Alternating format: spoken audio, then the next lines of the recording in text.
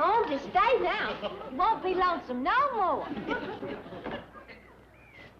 Uncle Jed, I still say we hadn't ought to moved out of that bank building. Well, boy, what's done is done. Yeah, but I was just getting my psychiatry business going good. Why, yesterday alone, I cured 5 mother haters. Yeah. Got them back to loving their mothers. Well, maybe you can be a psychiatrist here at home. Granny's gonna go on with her dentistry. Which room you want me to put your dentist chair in, Granny? I think I'll just let you bolt it down to the bed of the truck. You figure to practice here on the truck? Why not? You know how people hate to go to the dentist.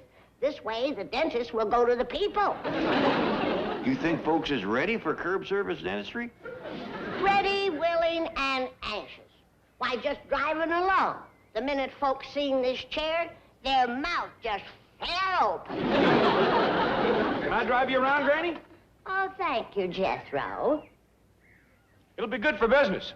Anybody crazy enough to let you work on their teeth needs a psychiatrist. I'm gonna work on yours right now. Get me down, Jed. Cool off, Granny. Sounds like the phone's ringing. Probably one of my mother lovers. Hello? Hello? Who is it, Ellie? Don't know. They done hung up. Any luck, Bobby Joe? No, still no answer at the Clampetts. Doggone, I've been trying for 6 days to call those people. Hate to just drop in on them. But if I don't get going, I'm gonna miss my plane connection to Los Angeles. I can send a telegram for you. Hey, that's a good idea. Say I've been trying to get them for some time, that I won a contest for selling the most soybeans, and my prize is a trip to Hollywood, and I'll call on arrival. I'll take care of it. Oh, and I want to thank you and Billy Joe for minding the store for me. I'll be back first thing Monday morning. Don't worry about a thing. We'll have it all cleaned up by then. Good. Cleaned up? Oh, didn't I tell you? We're having a little party here Saturday night. Here in the store? Well, the refreshments are so handy. How many are you having? How many on a football team? 11. Well, 11 fellas and 11 girls. 22 teenagers? Oh, don't worry. We'll keep track of everything we eat. Well, who's going to chaperone this bash? Uncle Joe? Oh. Never mind the 22 teenagers. Just keep track of what he eats. The cannonball's waiting for you. 8 balls waiting for me. I changed my mind. I'm not going. Oh, Mr. Drucker, please. You'll have a wonderful time. And you'll even get to see your sweetie again. Oh, now, don't start with Granny. We're just friends. Oh, sure. Romeo and Juliet, Dick and Liz, Sam and Granny. You're going to miss your plane. Well, just send the telegram.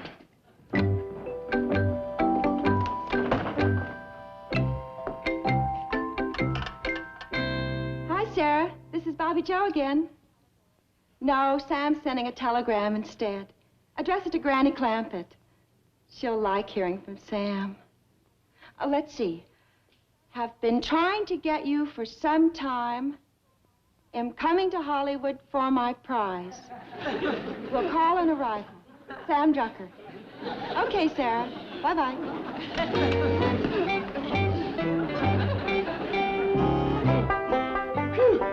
This thing's got to weigh a ton. Yeah, it's a real finger curler. Where do you want it, Granny? Well, now, let's see. Don't look upstairs. Well, take it in the parlor and set it up in front of the fireplace. But, Granny, that's a courting parlor.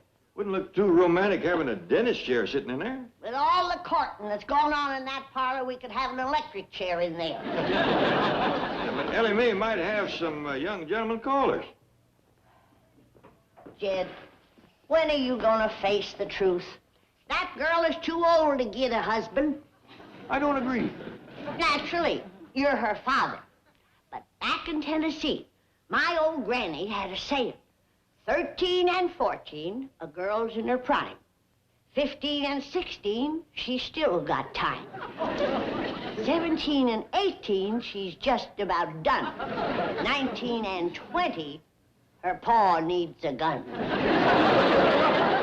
Things has changed since your granny's day. Folks lives longer now. They stays young longer. How come? Well, I hear it's because we got better doctors now. Oh, Thank you, Jed. But when a girl is on the shady side of 17, even I can't help her. She's done over the hill. Now, take the chair into the parlor like I told you. Hello, this is Granny. Yes, I have a telegram for you here. Would you like me to read it? I certainly would not. What are you doing with my telegram anyway? Well, I took it off the teletype machine. Well, you put it right back. You don't seem to understand. You see, I work for the telegraph company. Well, shame on you. The postman don't read folks' mail. Now, you get my telegram up here to me and be quick about it. Well, I'll be glad to, but don't you just see, if you let me read it to you now, you'll get the message all the quicker. Well, let me sit down first. All right. Who's dead? Oh, nothing like that. You see, this telegram is from a Mr. Sam Drucker in Hooterville. Sam Drucker, he's my sweetie. Congratulations. Here's the message. Have been trying to get you for some time. That's the truth. You know, he proposed to me by mail once, but Ellie's Barrett my letter. I see. Then he says, am coming to Hollywood for my prize. Well, that bold rascal. Coming to carry me off, is he? Well, it won't be that easy. He's going to have to court me first. Yes. Well, the message concludes, will call on arrival. Well, that's a good joke on Sam. He ain't got no rival. We ain't going to tell him that. My motto is to keep them guessing. Once they get to thinking they're the only rooster in the hen house, you're in trouble. My old granny back in Tennessee had a saying, men is like mules. If you... Hello? Hello? I guess she done heard that saying.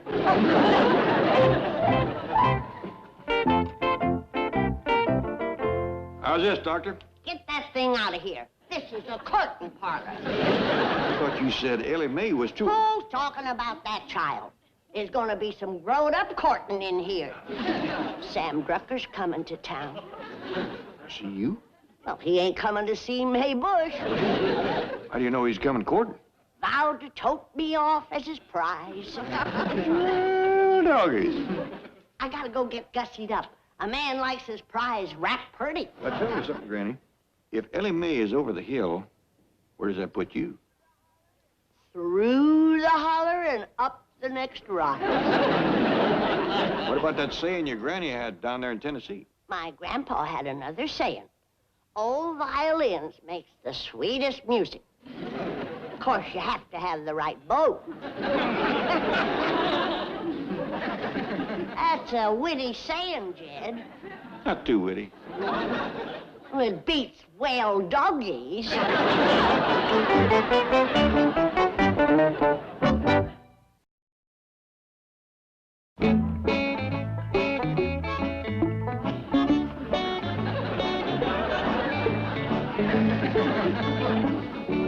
Ellie Mae, you didn't ought to be playing with fire that way. It's dangerous. But, Pa, I'm cooking with it. Yeah, that's when it's dangerous. I'm making you and Jethro a pack of donuts. And you're taking them out with my crowbar? Oh, yes, sir. This here fork just ain't stout enough for lifting. Donuts do have a lot of body to them. Oh, thank you. Go ahead and eat one. Well, Ellie, I kind of like to have a cup of coffee with my donut. I know, Pa, so I made you some coffee to go with.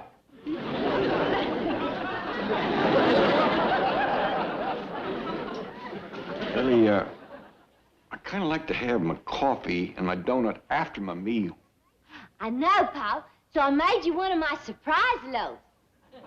You didn't. Yes, sir. Come on, you can help me lift it out of the oven. Ain't Granny going to get her nose out of the joints with you taking over the kitchen like this? Oh, no, sir. It's on account of Granny getting married to Sam Drucker that I'm a-doing it. She told you that, did she? Yes, sir. Says Mr. Drucker's coming to claim his prize. Well, you know Granny, she's likely to get carried away.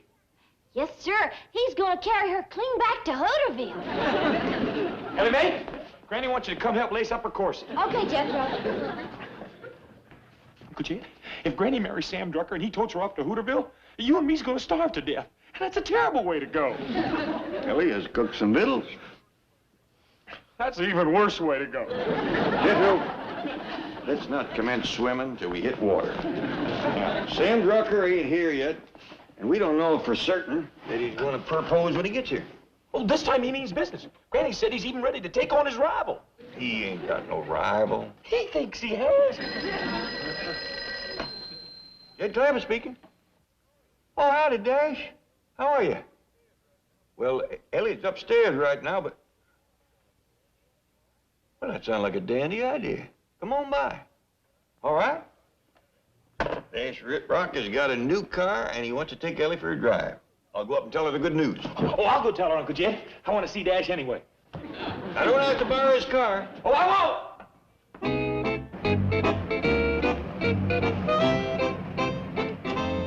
I sure do thank you, Miss Hathaway. My pleasure, Mr. Drucker. You coming in? Oh, I'm afraid I'd better not. You see, Mr. Drysdale is clocking me. He knows exactly how long it takes me to drive his wife to the airport and get back to the office.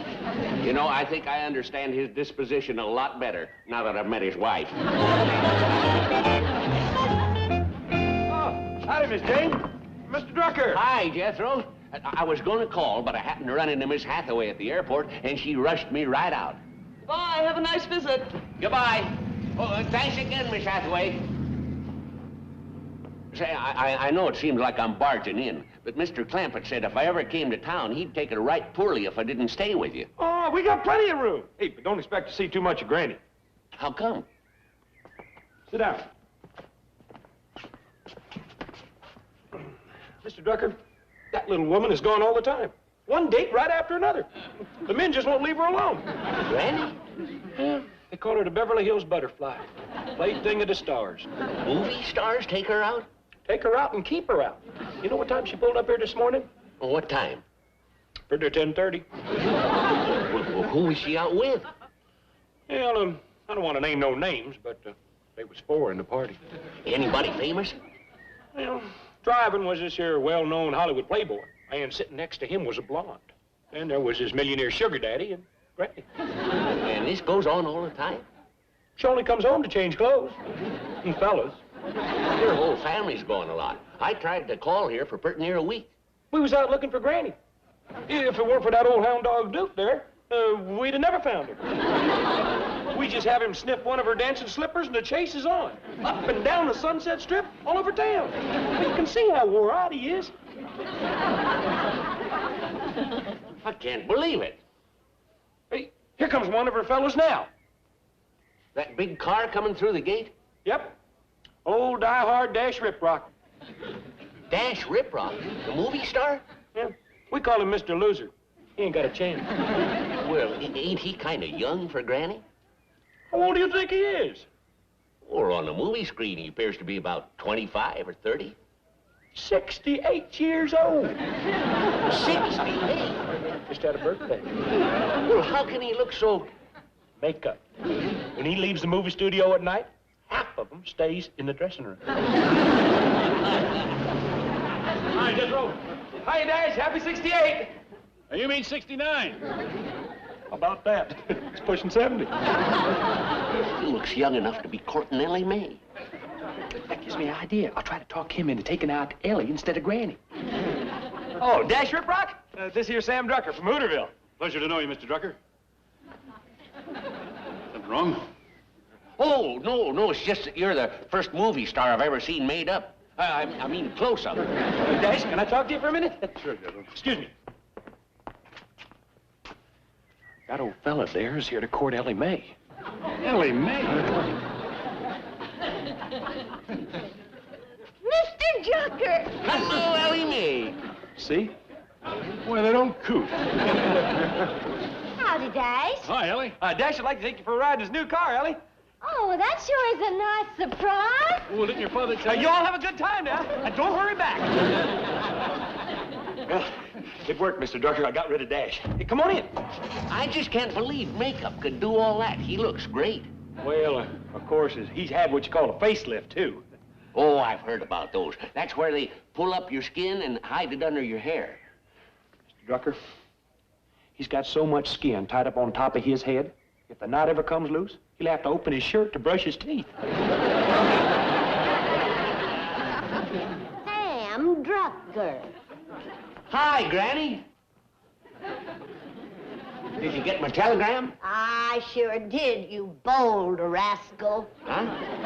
Oh, yeah, well, I know I said I'd call on arrival. Oh, forget it, Sam. There's too many of them. Huh? Oh, I've been telling Mr. Drucker how popular you are, Granny. How many dates you got? Do you want him to take a number? No, Jethro. Sam's an old friend. I won't make him wait in line. Oh, how about I give him a room towards the back of the house? That way the sports cars coming and going all night won't keep him awake. That's a good idea, Jethro. Don't put him too near the cement pond. That'll be noisy, too. What with Johnny Weissmuller splashing around and beating his chest and giving the mating call of the bull ape. Ain't he Tarzan? Him Tarzan, me Granny.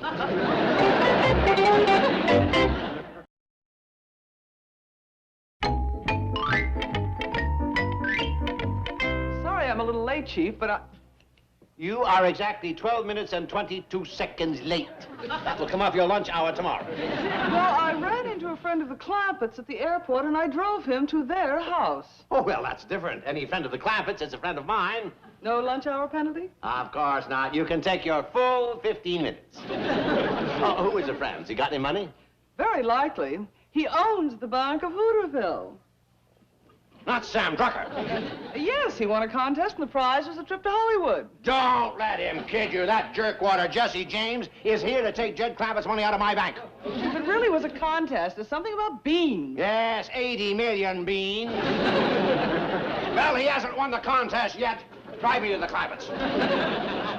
Yes, Sam. This is where I sit and hold court while my suitors kneel in front of me. Just like a queen on a throne. That's well put. I suppose a lot of them are movie stars. Oh, the biggest, Sam.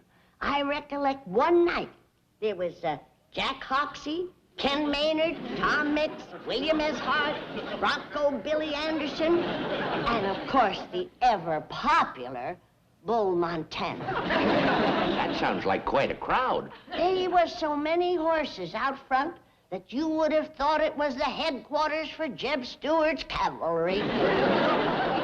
Well, Sam Drucker. Glad to see you. Same here, Mr. Clampett. You been here long? Oh, about 5 minutes. Yeah, Jed. I'm giving him more time than the others. What of it? Oh, it's all right, Jed. Sam knows how popular I am with the big movie stars. Yeah, Granny was telling me about the night Bull Montana was here. She was, huh? Yeah. I thought a lot of Bull. You still do, Granny. Granny, we's gonna have to unlock the front gates. Them suitors of yours is good. Oh, hi, Uncle Jed. Yeah, what's that about the front gate? Well, You heard him. There's a bunch of movie stars out there clamoring to see me. Yeah, let him in, Jethro. Oh, thank you, Mr. Hospitality. That's a fine way to treat Sam. Well, I would like to see them. Oh, you poor devil. Why, they'd set upon you in a jealous rage and tear you to pieces. Are you ready to face lust, crazed lovers like Lash LaRue, Rip Torn, or Rudy Valley? Granny, ain't this going far enough? Yes. We gotta protect Sam. Now, you go up to your room, lock the door, and I'll call you when it's safe. Well, couldn't I just step out the front door and take a look? The only one of your movie star suitors I've seen so far is Dash Riprock. Dash Riprock. oh, it's okay, Uncle Jed. I talked him into taking out Ellie instead of Granny. Thank you, Jethro. Now, you show Mr. Drucker up to his room. Yes, ma'am. Granny, why don't you tell Sam Drucker the truth? I aim to, Jed. Good. Just as soon as I'm Mrs. Sam Drucker, I'll confess everything. I did thank you for the ride, Dash. My pleasure, Ellie. Would you like to come in for some refreshment? That sounds great. I'm hungry. Well, that's good. I made a batch of donuts. Are those the great Big ones like you made before? That's right. Oh, boy. Was they good? I never tasted anything like them. Well, you can have all you want. Oh, look at the time. I'm late to the studio. Thanks anyway. Maybe next time. Bye. Hey, wait a minute, Dash. I gotta talk to you. Later, Jethro. Wait, I gotta talk to you right now. Go ahead, Dash. I'll fetch you out some donuts. You heard her. I gotta get out of here. Hey, please, you gotta do me a little favor. What is it? Come inside and pretend to court Granny. Court Granny? If you don't, Sam Drucker's gonna take her back to Hooterville. And when that happens, it means that Uncle Jed and me has got to eat Ellie's cooking. Good luck. Good luck to you. Uncle Jed owns a studio where you work. You struck a nerve. But don't you think I'm a little young for Granny? She likes him young. Her big hero on television is the Lone Ranger. Lone Ranger. He wears a mask. That's right. And a big white hat and rides around on a white horse. I'll tell you what, Jethro. You tell Granny she's got a date with the Lone Ranger. How soon? As soon as I can get to the studio and back.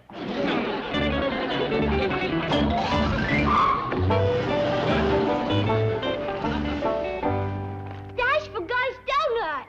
Oh, never mind, Ellie. I'll give them to Sam Drucker.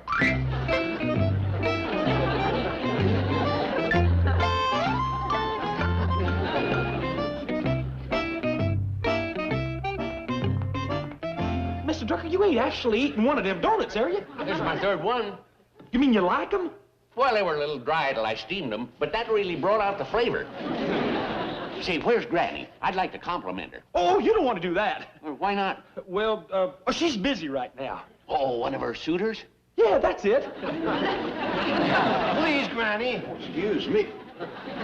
Mr. Drysdale, you ain't proposing to Granny. Oh, no. I was just pleading with Granny not to go back to Hooterville. Well, I think you'd best let Granny make her own decision on that. But, Granny, you'll hate it. You'll be lonely there. Oh, I don't think so. Once I'm settled, Jed and the rest of the family can join me. We do like a small town. But you'll miss Hollywood, the movie stars, the excitement. Not me. I've had this Hollywood. I'm all burned out with this wild nightlife. Glad to hear that. Yeah. I'm tired of being a love goddess.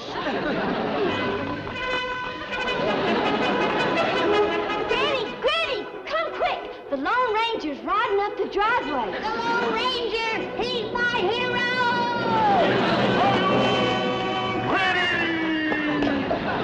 I'm coming, Timo Sabi! Here I am!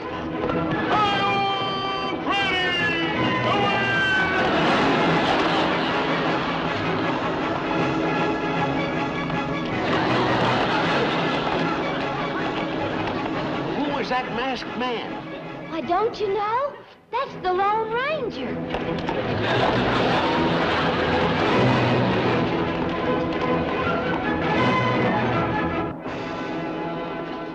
See what goes on around here, Mr. Drucker? And it ain't even dark yet. Yeah.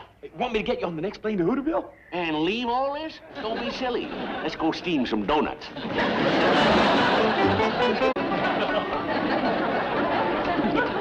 Will you go play with Ellie? This here is serious business.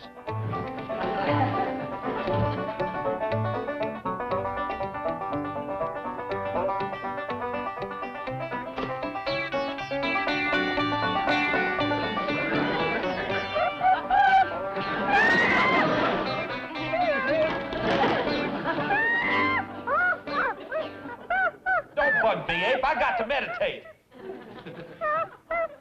Ape can't do no yoga exercises. Doggone it, a guru ain't got a chance around here. Jethro, I got chores for you. That does it. Jethro, Don't bother me, Granny. I'm trying to free my soul. I'll free your soul. Both of them.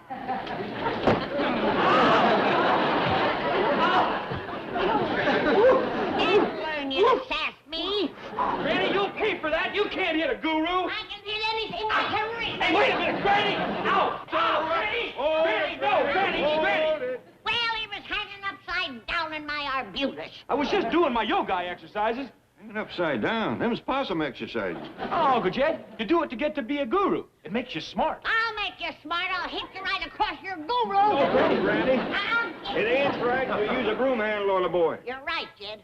I'll go get a hoe handle. You use a hoe handle on a guru, and you'll be sorry. Calm down, boy. Would you mind explaining to me what a guru is? Well, a guru is one of them teachers over to India. They know all the secrets of the Far East. They teach you how to meditate and go out of your mind. I think you're getting the hang of that. I mean, you go out of one mind into another mind. It's hard for you, ain't it? You not have my education. Well, put it to you simple like. Can you think of my head as a watermelon? Yeah, I think I can manage that. Well, there's two parts to a watermelon.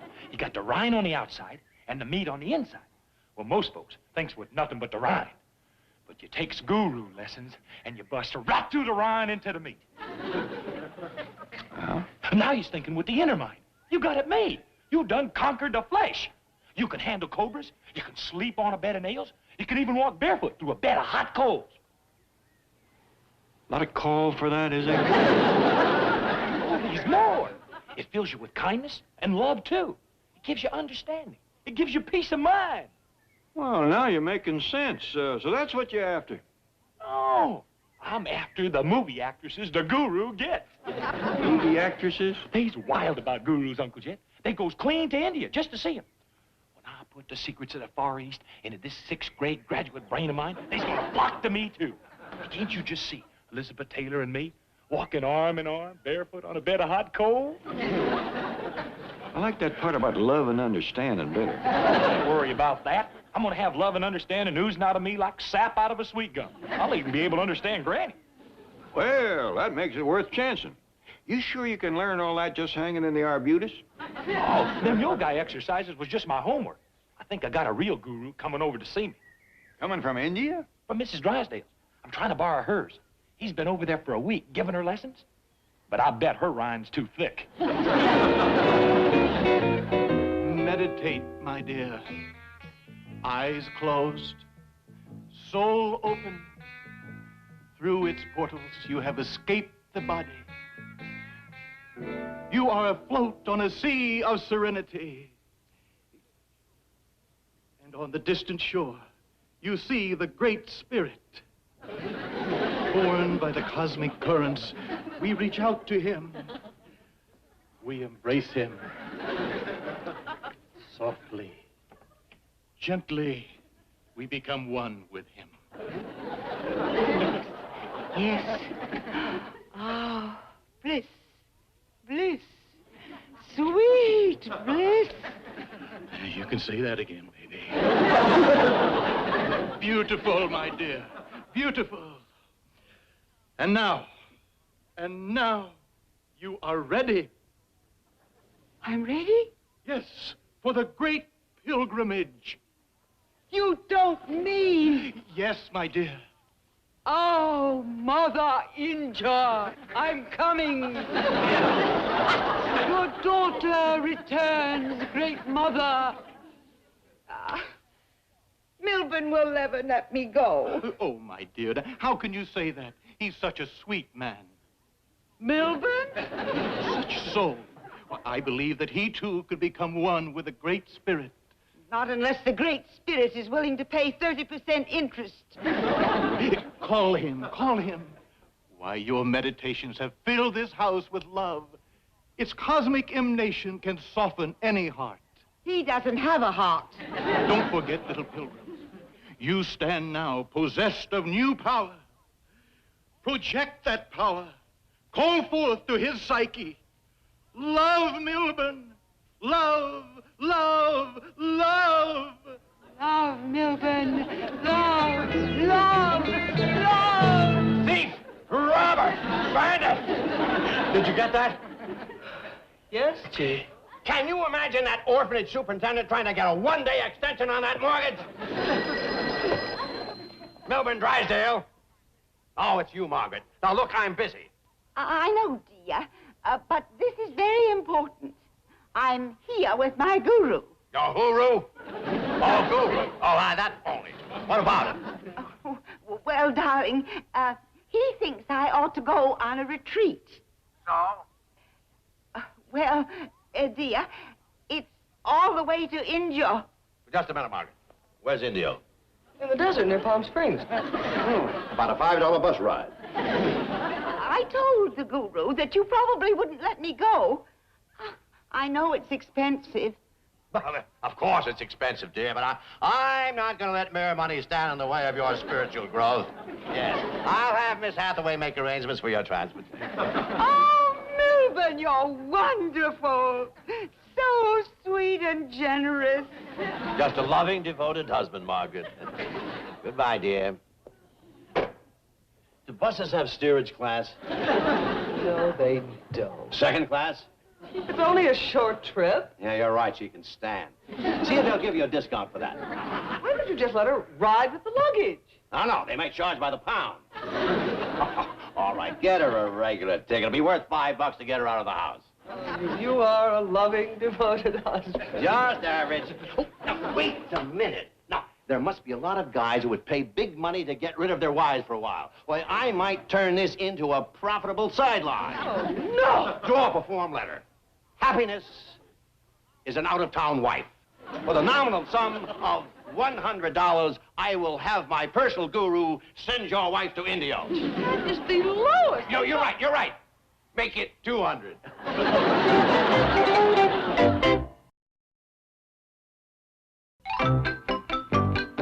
Oh, Bessie and me want to show you something. Go ahead, Bessie. Meditate. Free your soul.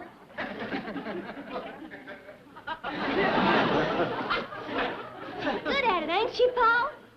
I've seen worse. I can do it, too. Watch this. Oh, Ellie, I don't believe I'd stand on my head if I was you. Well, Jethro's been doing it. He claims it reveals new powers of the brain. Well, in your case, it might reveal a little too much. Well, come on, Bessie. We can go in the front yard and practice. No, don't do that. Well, I don't want Jethro to get too much smarter than me. I wouldn't worry. He says them yoga exercises is going to give him wisdom. Well, if you ask me, it's going to give him a flat head and droopy ears. Anybody that hankers to walk on hot coals and lay on a bed of nails ain't too burdened with the smarts. Jethro! Jethro! Where are you?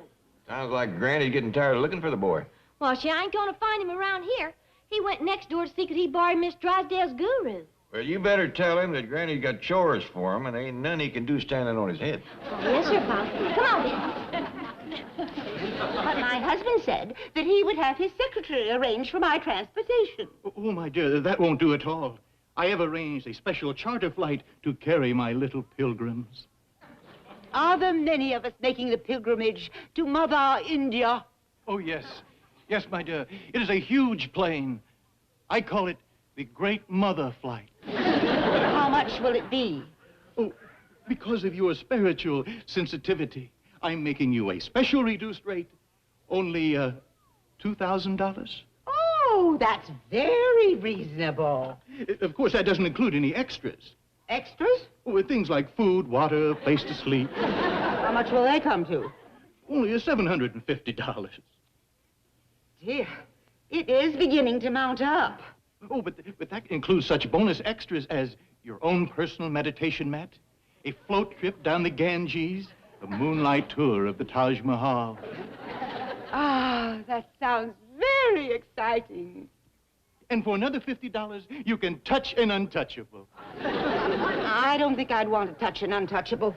Oh, well, in that case, it'll be $100. Why? Well, it might start a riot. They're very touchy. The untouchable? Oh, yes. Very well. That comes to $2,800. Why don't you make it $3,000? I'll throw in a mongoose. I don't want a mongoose. Oh, well, that's good. You're not afraid of cobras. I'll take the mongoose. A large one. $3,000. After all, Milburn did say that he wouldn't let mere money stand in the way of my spiritual growth. You don't think Milburn had been drinking, do you? Oh, no, my dear. No, my little pilgrim. It was your love. Your love embraces all living things. All living things. Hey, Miss Drysdale, it's me, Jethro. Not all living things. Howdy, man. Hot dog, yonder's your guru. Hey, can I borrow him? Borrow me? Be gone, you insensitive oaf! Boy, you's really all dressed up for guru, ain't you? Oh! I done made me an outfit like that. I done made me a bed of nails, too. Who was that churlish lout? The caretaker's boy? No, that's one of a herd of hillbillies who live in the mansion next door. Mansion? They think they can intrude anywhere simply because they have $80 million in my husband's bank. 80 Peasants! million Rabble! dollars? Pa, as long as you don't want me to do yoga exercises, can I go swimming? Well, if you ask me, that sure beats hot coals and nails. Oh, thank you. Oh, did you find Jethro? Yes, sir, he's up in his room. Oh, good, good.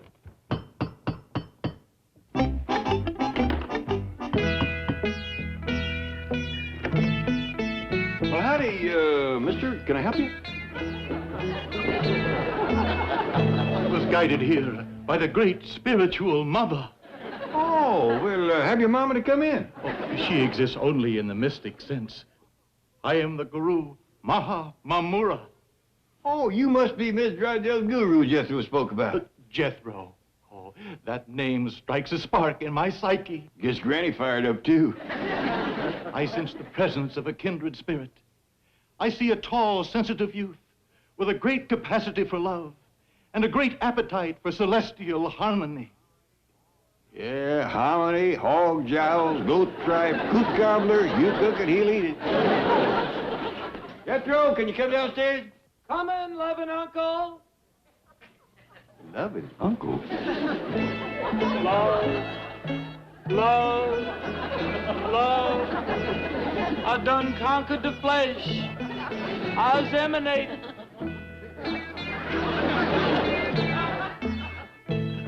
Ah, there is a soul that can soar.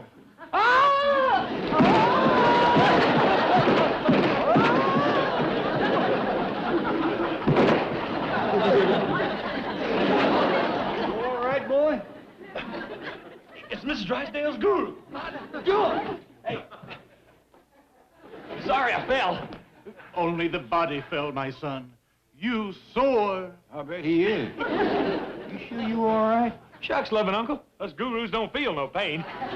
Keep there holding Granny's best sheet and you'll feel pain. Mr. Guru, how about you and me going in the parlor yonder, meditating man to man?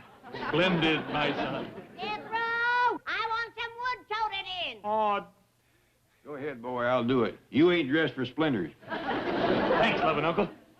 Right in here, Mr. Guru. Let's commence meditating. Howdy. Hi. Let's start without me, my son. Greetings, my daughter. Well, I ain't your daughter. Oh, how fortunate. I was speaking in the spiritual sense. Oh, you must be Miss Drysdale's guru. I am guru to the world, my child. Well, are you going to learn Jethro to meditate and escape the flesh? I am. Could you learn me? Oh, you don't want to escape flesh like that. How would you like to make a pilgrimage to Mother India with a great guru? Well, gee, I don't know. What would we do, Guru? Oh, well, we'd meditate a lot and float down the Ganges while I plucked my sitar and sang the Indian love lyrics. Hey, Mr. Guru, come on! Later, my son, I'm having a spiritual conference with this lovely creature. Boy, when you see what I got waiting for you in the parlor, you won't want to waste your time with her. Really? Heck yeah, come with me. Perhaps another time, my dear. Yonder she is, a bed of nails. Well, go ahead, lay down.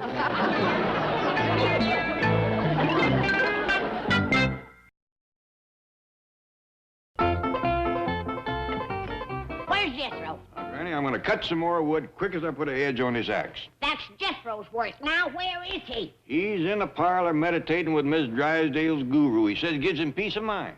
Well, he needs every piece he can get. Where you going? I'm going in there and throw that guru out the front door. Oh, you ain't. Jed, that yo-guy business is a lot of hogwash. We don't know that it is, Granny, and we hadn't ought to fault something we don't understand. What's there to understand? Well, according to Jethro, they got knowledge in the Far East that we ain't got. Nonsense. They don't know nothing in St. Louis that we don't know. Granny, come back here, sit down, and cool off. For all we know, Jethro might be in there lapping up learning like a hog at a swill bucket.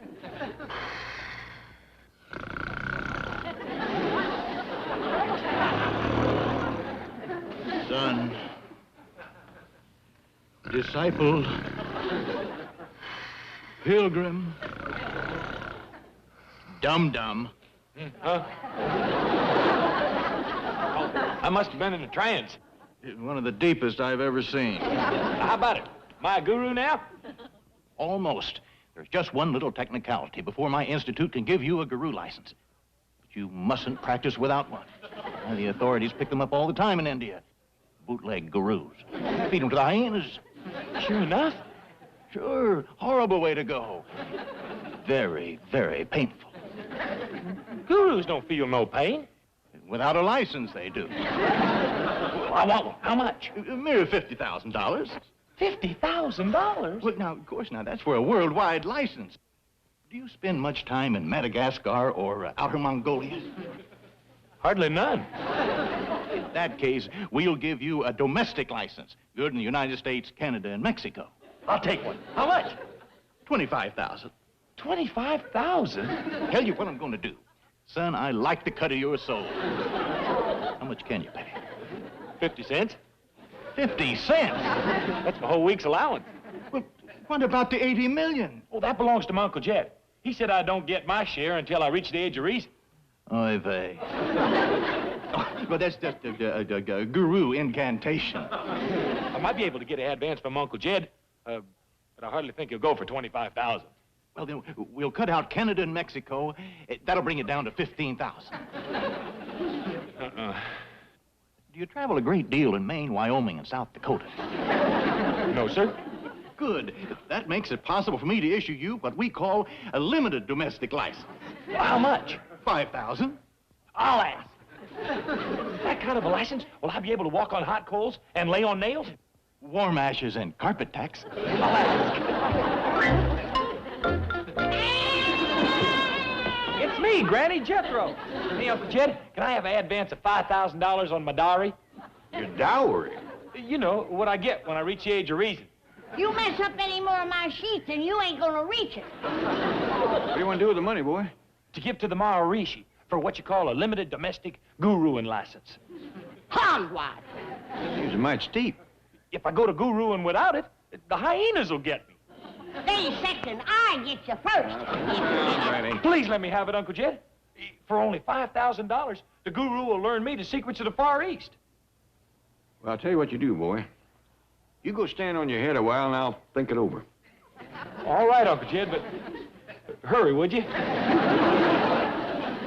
I wish we knew if that guru was telling the truth. Just give me 5 minutes with him. I'll get the truth out of him. Now, Granny, he's a guest in our house, and you ain't going to stomp him. There's another way. I'll give him a shot of my Tennessee truth tonic. You talking about your corn squeezins? It oils the tongue, loosens the jaw, and lays bare the secrets of the soul. What if you don't drink? I know how to prime the pump. Howdy, Mr. Guru. Nice day, ain't it? Oh, yes. Yes, it is. Shall we drink to that? Oh, we gurus are abstainers. This will take out stains. What is it? Oh, just a little branch water run through some cornmeal. Cornmeal? It won't hurt you. See?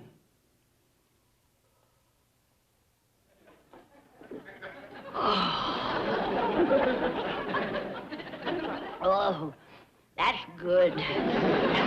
Well, we gurus should keep open minds.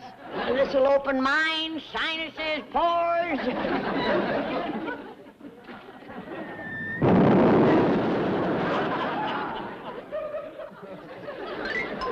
Let's see now. Dear Herman, you are cordially invited to become a charter member of the Milburn S. Drysdale Peace Foundation. By sending your wife to Indio, our guru will assure you 2 weeks of peace for only $1,000. I thought it was going to be 200. I know his wife. He'll pay. Melvin Drysdale. This is your wife's guru? Oh, just a minute. The Great Mother has a message for you. Mr. Drysdale on the phone.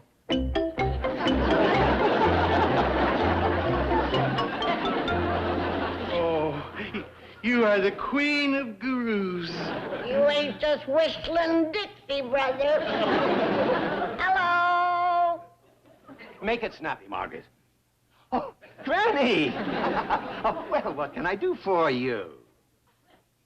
Oh, you're going to India with the guru. No, Granny, I think you mean Indio. India? Put your money in the Bank of Bangalore? Oh, listen, Granny. Hold on. That dirty double-crosser. If there's one thing I can't stand, it's greed. Oh, operator, give me the police. I want to report a fake guru. Hey, Goo Baby, when you see my outfit, it'll kill him in Calcutta. Come in. Peace, brother, it's wonderful. Good. You're going to get about 30 days of it. You did? Oh, that's great. Thank you, Sergeant. That guru's on the way to jail. Oh, Granny'll never forget me for this. Hello, let me out of here. Is this the way to Calcutta? That's the stuff that'll crow them lazy youngsters out of bed. It's pert near daylight. Hey, what's all the racket? It's time to go to work, lazy bones. But Granny, it's 5 o'clock in the morning. Better late than never. I'm a big city boy now. Nothing can get me out at this hour. You want breakfast? I'm ready, Granny. For a city boy, you move pretty good. Your Uncle Jed's already at the table. Yes, ma'am. Oh, Ellie Mae! Oh, you're up. Yes, ma'am. But I sure am sleepy. You young'uns wouldn't have this trouble if you went to bed at a decent hour. Well, I went to bed at 9 o'clock. There you are. Now, take your rooster and put 'em out. Have some breakfast, and then we'll go down and get the Clampett Enterprises ready for business. Granny, the bank building won't even be open. Folks in Beverly Hills don't get up this early. Well, They don't, huh? You know who that is at the door? Who? Mr. Drysdale. He's riding into town with us. At 5 o'clock in the morning? He didn't stay up half the night like you did. He knows this is the best part of the day. It's the early bird that catches the worm. So, he's up, ready to go, bright-eyed and bushy-tailed.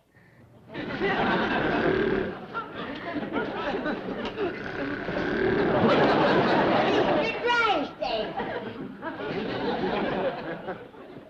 Where am I? What happened? Granny, you called me. What's the trouble? No trouble. We need you to open up the bank building so we can go to work. It's 5 o'clock.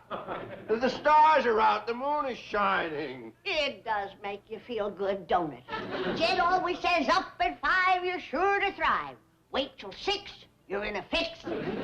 What kind of a day is it going to be? Rotten. I best go check the weather signs. Well, doggy, Mr. Drysdale. Why, you're the first city fella I ever seen with gumption enough to get going before sunup.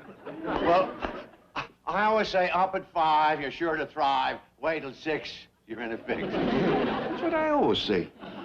We're kindred spirits, Mr. Clampett. You're wrong, Mr. Drysdale. It's going to be a fine day. Good. Have you had your breakfast? Granny, you know he's had breakfast. Well, this man keeps country hours. How about some coffee? Oh, fine, I'd love it. You still got on your night clothes. What? Oh! You see, I didn't want to turn on the lights and wake my wife. I reckon you beat her up regular. No, but it's a great idea. Oh, you mean get up ahead of her. Well, let's go have that coffee. You go right ahead. We'll be right with you. Oh, thank you. Jed, guess who I seen dragging up the driveway just now? Who? Old Duke. He's been out all night again. That old hound dog has got a lot of tomcat in him.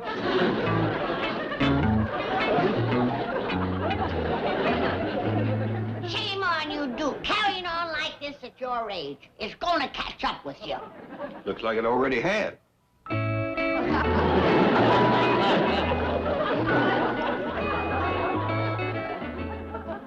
Well, I'll be switched.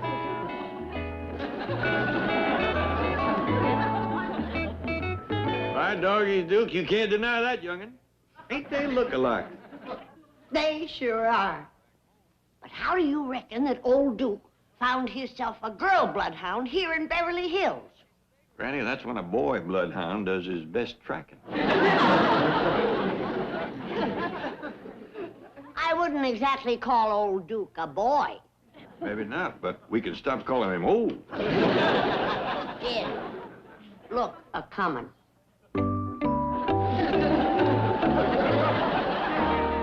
Duke fetched home his wife and the rest of the young'uns. Well, I'm mighty glad to see it ain't a broken home.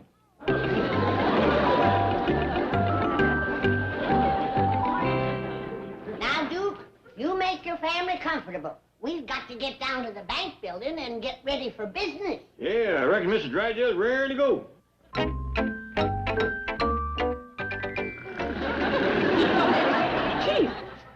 Chief! What? It's only 8:30. What are you doing here at this hour? This hour?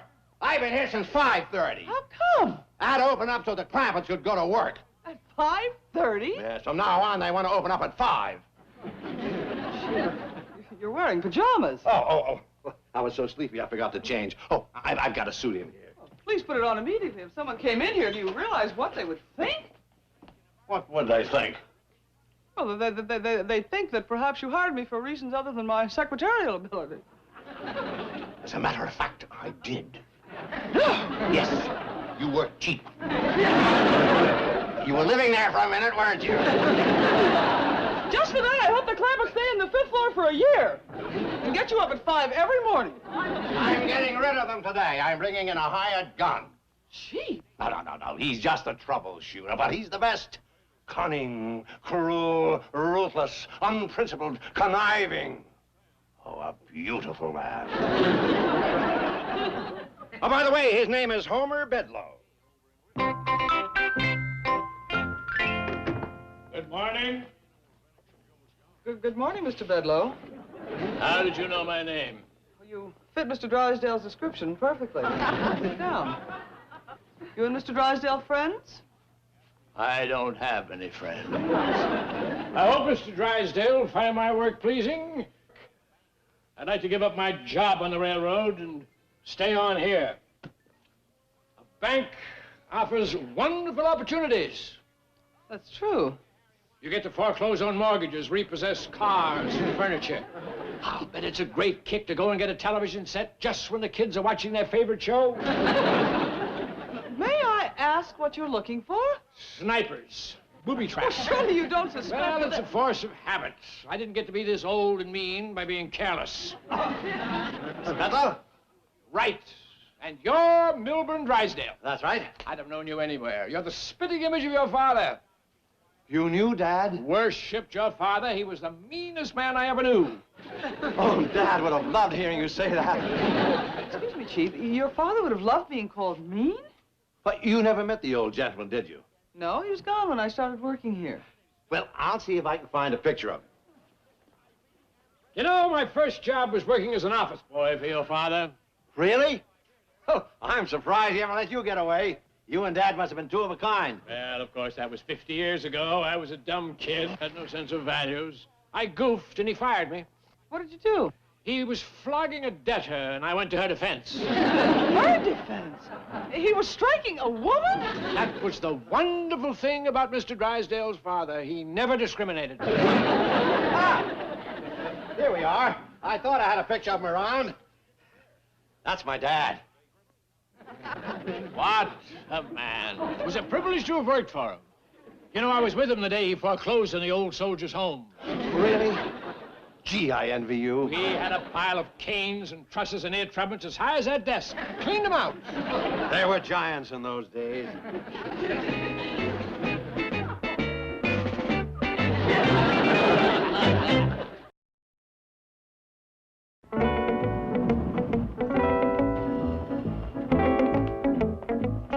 Now remember, if the Clampetts happen to see us together, I caught you snooping around the 5th floor here. Right.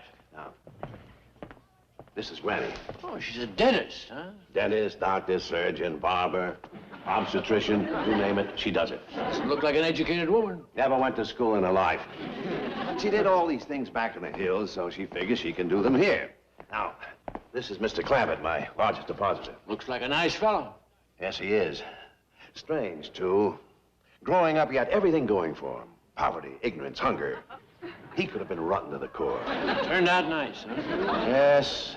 Somewhere along the line, he went wrong. Maybe he had a happy childhood.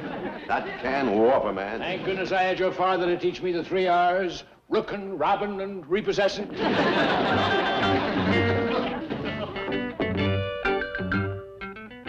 Mr. Clampett. You heard me, Bedlow. I said Jed Clampett is my friend, and you leave him alone. And stop bothering Granny and all the Clampetts. Now get out of this building before I flatten you. Strike a man with glasses, you can go to jail. I'd go to prison for Jed Clampett. I'd hang for Jed Clampett. I'd face a firing squad for Jed Clampett. But Jed Clampett is a prince among men. He is my friend. Mr. Drysdale. Stay out of this, fella. Oh, Mr. Clampett. Gee, I hope you didn't hear what I said. Well, yeah, I did. Oh, I'm so ashamed I lost my temper. But I mean it, Bedlow. You get out of this building and stop bothering the Clampetts. Well, he ain't bothering us. I headed him off. Now get out of here. And don't come back. You haven't seen the last of me, Drysdale. I've got City Hall on my side. And the Clampetts have me on their side. I want these people out of this building. Over my dead body. Why does that fella want us out of the building? Oh, he's just one of those officious meddlers. He claims that Granny doesn't have a medical school diploma or even a license to practice medicine. As a matter of fact, I don't believe she does. You know, he even had the nerve to ask me if you belong to the Teeth Whittlers Union or the Harness Menders Guild. Oh, I never knew there was such thing. Well, just ignore him. He's nothing but a nitpicker, a busybody. Well, and I best not put up Jethro's picture and sign. Don't tell me he's going to be an agent again. Oh, he ain't aiming that high. He's lowered his sights considerable. He's going to be just a psychiatrist. Psychiatrist? Boy claims he looked up the spelling.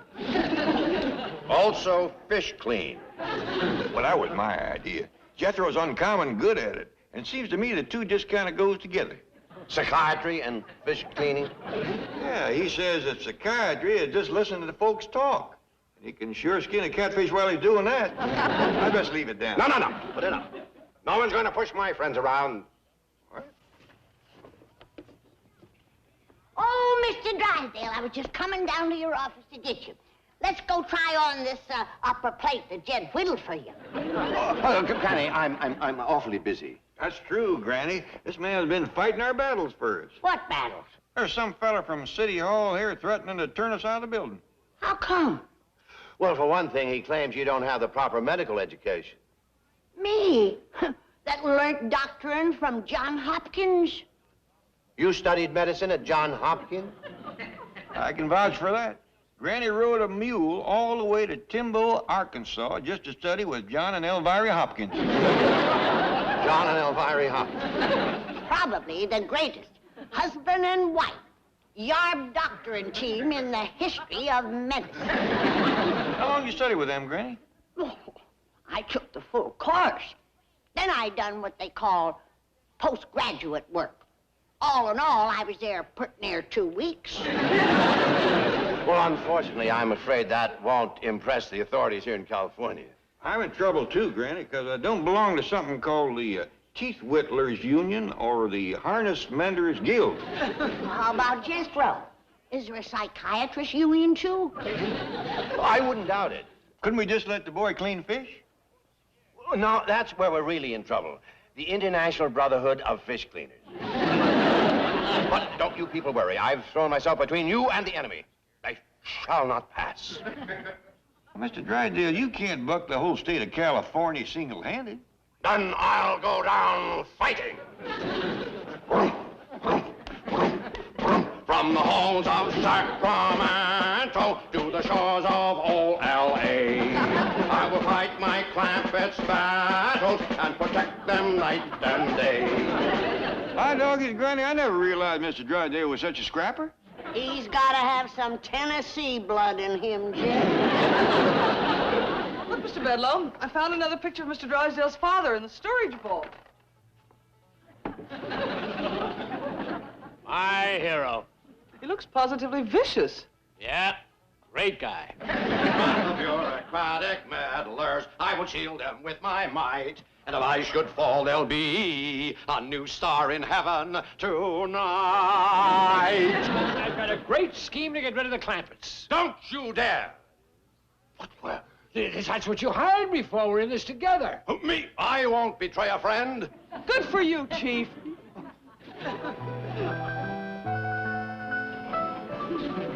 Oh, Dad, forgive me. I had a nice thought. I didn't mean it. Don't beat me, please. Chief, your father can't beat you. He's dead and gone. Oh, no, not Dad. If he couldn't take it with him, he didn't go. Well, you're thinking straight now. But why can't I be the man my dad was? He was perfect. Mean all the time. Chief, I can't believe your father was such an ogre. They wouldn't have let him join the Benevolent and Protective Order of Elks. That's not an elk's tooth, it's a man's tooth. What? The fellow owed Dad money. He couldn't pay. With his bare hands, my father yanked it from his mouth, melted the gold out of it, and mounted the tooth on his chain. Now that you've come to your senses, we can put my scheme into action. Is it a scheme my dad would have liked? I call it Operation Rotten. Great. Now get up and win this one for the old jipper. Hold on just a minute. You're in this, too. You've got a part to play. I have? Sure. I'm the bad guy, and you're the good guy. You got a white hat? Well, I can get one. Good. Now, my scheme is I'll go up to the Clampetts and give... Is she to be trusted? No. He's honest, kind, and generous. Please don't use that kind of language in front of your father. Oh, yeah. Well, tell me about it here. Right. Oh, put Dad's picture up. It'll serve as an inspiration for me. A shrine. How about some fresh flowers in front of it? That's a good idea. See if you can get some deadly nightshade and hemlock. Those were his favorites.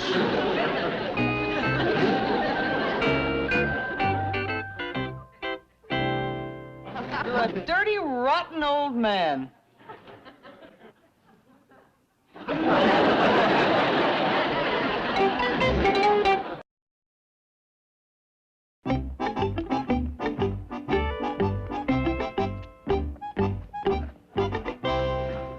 Mr. Cratchit. Oh, how do you do, Miss Ellie? Did Dr. Granny's poultice grow you some new hair?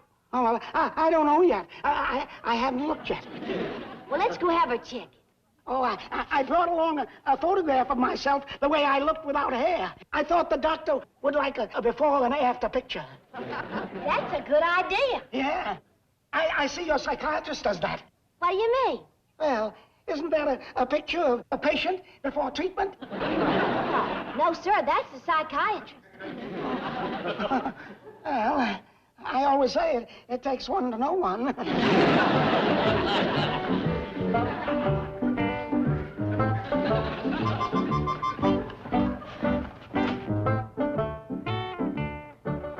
Mr. Cratchit, how's Granny's hair poultice working? That's what I'm here to find out.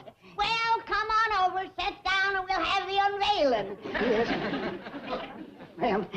How long has the poultice been on? Oh, a week. And I'm sure glad to get it off because everybody's been laughing at me. Well, they ain't gonna laugh no more.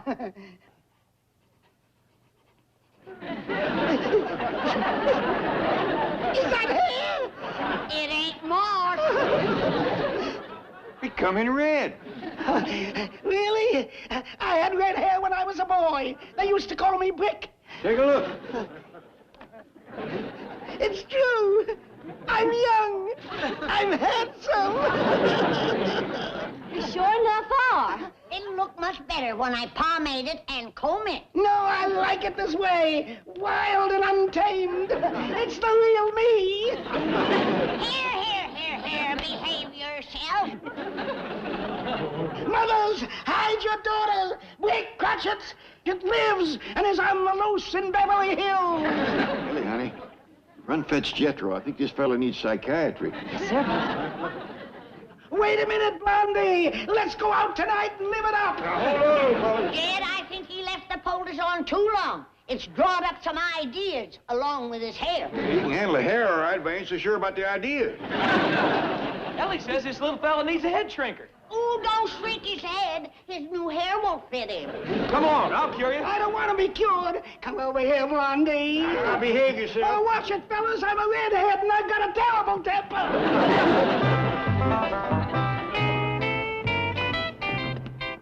Now, give me a couple of minutes to terrorize them, and then you come to the rescue. Right. I wish Mr. Drysdale would send up the rest of his employees. Well, don't worry, Granny. Quick as folks see how you poked his hair on Mr. Cratchit, they'll come in bunches. Well, while we're waiting, sit down and I'll give you myself. All right, everybody out. What? You heard me. Clear out and take all this junk with you. Junk? Now, stay here, mister. Don't you touch me. I've got a writ. Well, no wonder you're feeling so mean. Come on, sit down and I'll lance it for you. I'm talking about a legal writ ordering you to vacate these premises. And I'm going to serve it on you right now. Hold it right there, Bedlow. Drysdale. You craven coward, threatening a couple of helpless women. Come out and fight like a man. Don't cross me, Drysdale. I've got a legal writ right here. Mess with me, and I'll serve it on you. Come ahead. I've got a writ stopping your writ. We'll see who serves who. Are you calling me out, Drysdale? I'm calling you out, Bedlow. You fool! You haven't got a chance. You're a banker, and I'm a professional writ server. Truth, honor, and justice will speed my hand, and my strength will be that of 10. For my heart is pure.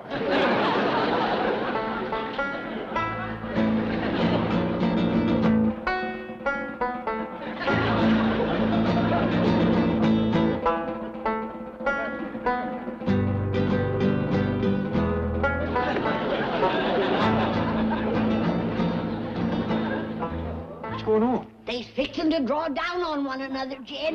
Yeah, they both got legal writs. I serve you first. You're wiped out, Drysdale. You lose your bank, your home, everything. I'll gladly pay that price to save my friends, the Clampetts. No, I can't let you do this. Mr. Drysdale, if this fella wants us to get out of the building, we'll...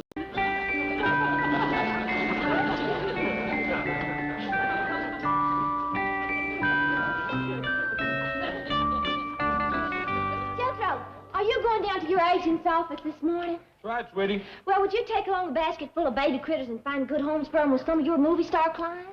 Man, you can't ask a boy genius to do something like that. Well, I ain't asking you. Watch that mouth, kid. I can make you break in this town. Well, just take along a couple. Hey, careful. You get hair all over my new Edwardian outfit. What outfit? Edwardian. I don't know Ed personally, but he's the hottest tailor in town. Well, will you take along a few if I put them in a basket? No, baby. You get Granny to help you peddle them. Well, Granny's busy. She's out front giving Pa a haircut. Out front? Well, Pa was out there sharpening knives and cobbling shoes and mending a churn, and Granny says the light's better out there. Oh, there goes the neighborhood. How am I going to keep my image as a world-famous celebrity with them hayshakers cluttering up the front of the mansion? Go tell them to get out of sight. Well, you go tell them. My limousine is going to be here any minute with my chauffeur, gopher, flunkies, and stooges. What are they going to think if they see Granny cutting Uncle Jed's hair?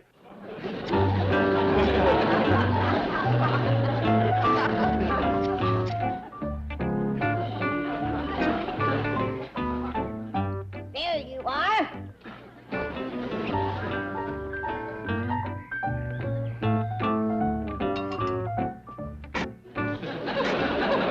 You want I should give you a few curls?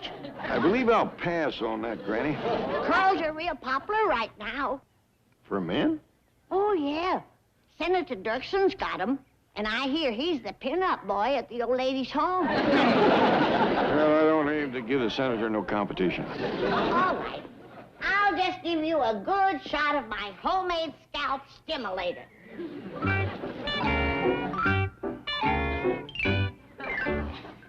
That stuff kind of smarts, Granny. Well, that's a sign it's getting right down to the roots. Feels like it done hit bone. Good. What's in that stuff? Oh, mostly turpentine, ginger, with a lye base. Oh, man. How quick you gonna be done here? Sit down, I'll get to you in a minute, just as soon as I finish Jed's hair. Now, I gotta see if there's any teeth that needs pulling. My teeth's in fine shape, Doctor. I'll be the judge of that. Jethro can wait.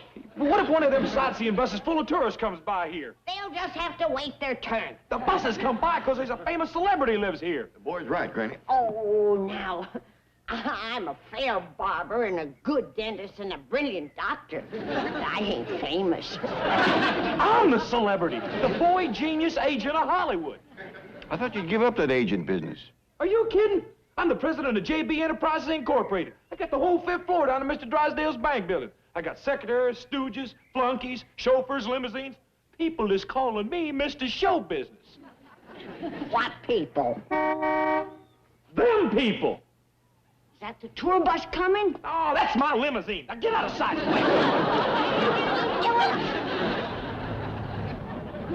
Good morning, stooges and flunkies. Good morning, Mr. Show Business.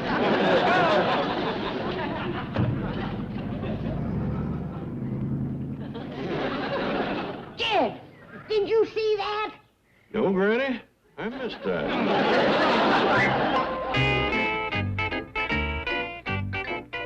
I'm sorry, Chief. Mr. Show Business isn't in his office yet. That nut owes me $5,000 in rent, and I... What did you call him?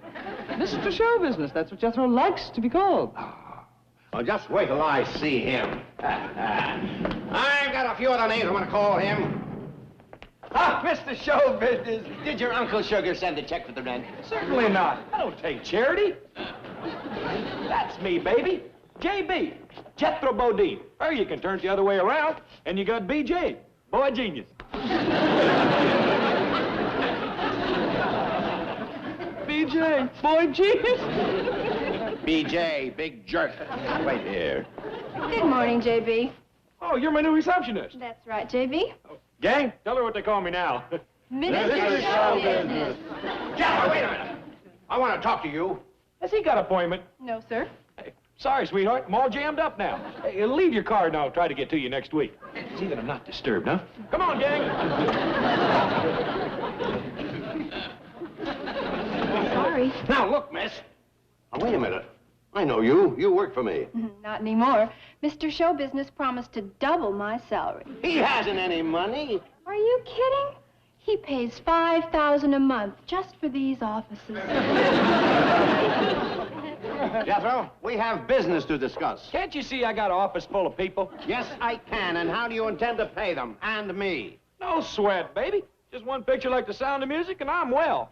You don't have a picture like Sound of Music. I got Julie Andrews. You? To an exclusive lifetime contract. Right, Julie? Right, Mr. Show Business. This isn't Julie Andrews. Show him your driver's license, Julie. Oh, never mind. Come down to my office. I have to talk to you. I ain't talking till I get some improvements made around here. Improvements? Yeah, like a private projection room and a sauna bath and a landing pad on the roof for my helicopter.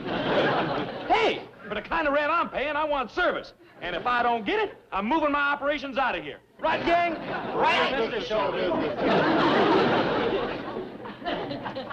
Mr. Drysdale, please don't disturb him anymore. Don't worry. He's as disturbed as he can get. Well, Chief? No, I haven't been well since JB moved in. Wait a minute. I've got a brilliant idea. We'll change the B to a C and rent this whole floor to Jed Clampett. What for? For $5,000 a month, that's what for. What do you think, Jed? You gonna take Mr. Drysdale's advice? Well, Granny, I still don't know what I'd do with the whole floor of a bank building. Well, it'll be the headquarters for your enterprises. I ain't got no enterprises. Well, you will have. You'll be busy with your countless projects and investments.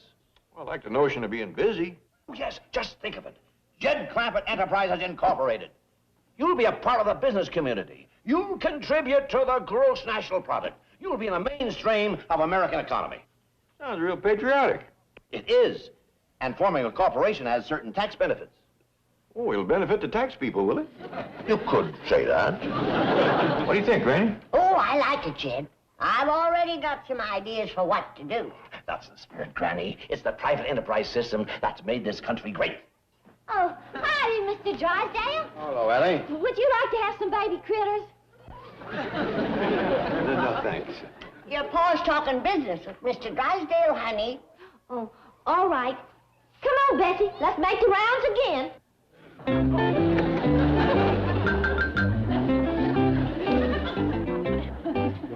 Ain't that a sorry sight? A pretty girl like Ellie, wasting her time running around the neighborhood with an ape, peddling critters. No wonder she's an old maid. Not for long, Granny. Picture Ellie Mae in a pretty dress, sitting behind the reception desk of Jed Clampett Enterprises Incorporated, meeting all the young, eligible business executives and captains of industry. By doggies, that does it. How soon can we move in? Practically immediately. I will go and make all necessary arrangements.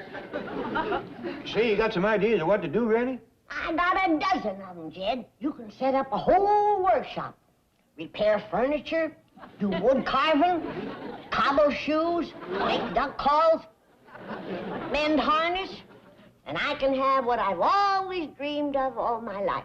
A combination doctor and dentist office and barber shop. Sure will feel good doing something useful.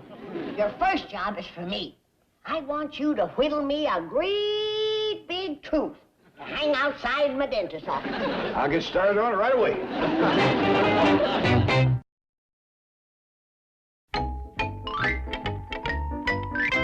Who did you say was moving in here? Your Uncle Jed. Then I'm moving out.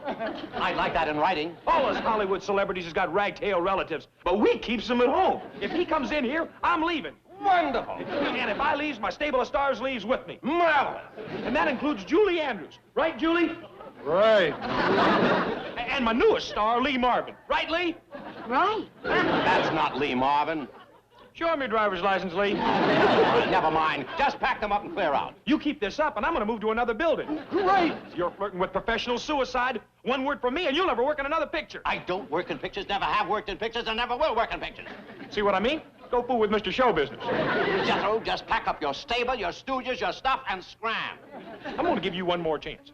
Do I get my private projection room, sauna bath, and helioport? Never. I just want a straight yes or no answer. It's no. Make up your mind. Oh, get out. That here's a doll. You can beg all you want. I'm moving out.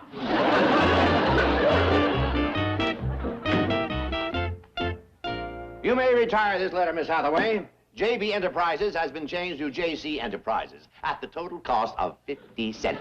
You actually rented Mr. Clampett the entire 5th floor? I did. Have you no shame? What will he do up there? Well, sign rent checks for one thing. Serious? He doesn't have any business to transact? I'm not going to cheat the man. I'll sell him a nice, prosperous business, maybe 2 or 3. Oh, what have I foreclosed on this week? Well, let's see.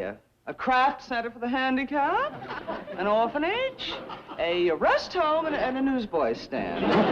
Well, we can merge them all together and call it JC Enterprises. We may get on the big board, sell stock to the public, make a real killing. Mr. Drysdale's office. Oh, hello, Granny. You're open for business on the 5th floor? Granny, what kind of business? Your opening special is what? A kitten with every haircut and a puppy if you have a tooth pulled. I better get right up there. If you have your tonsils out, you get a free duck call.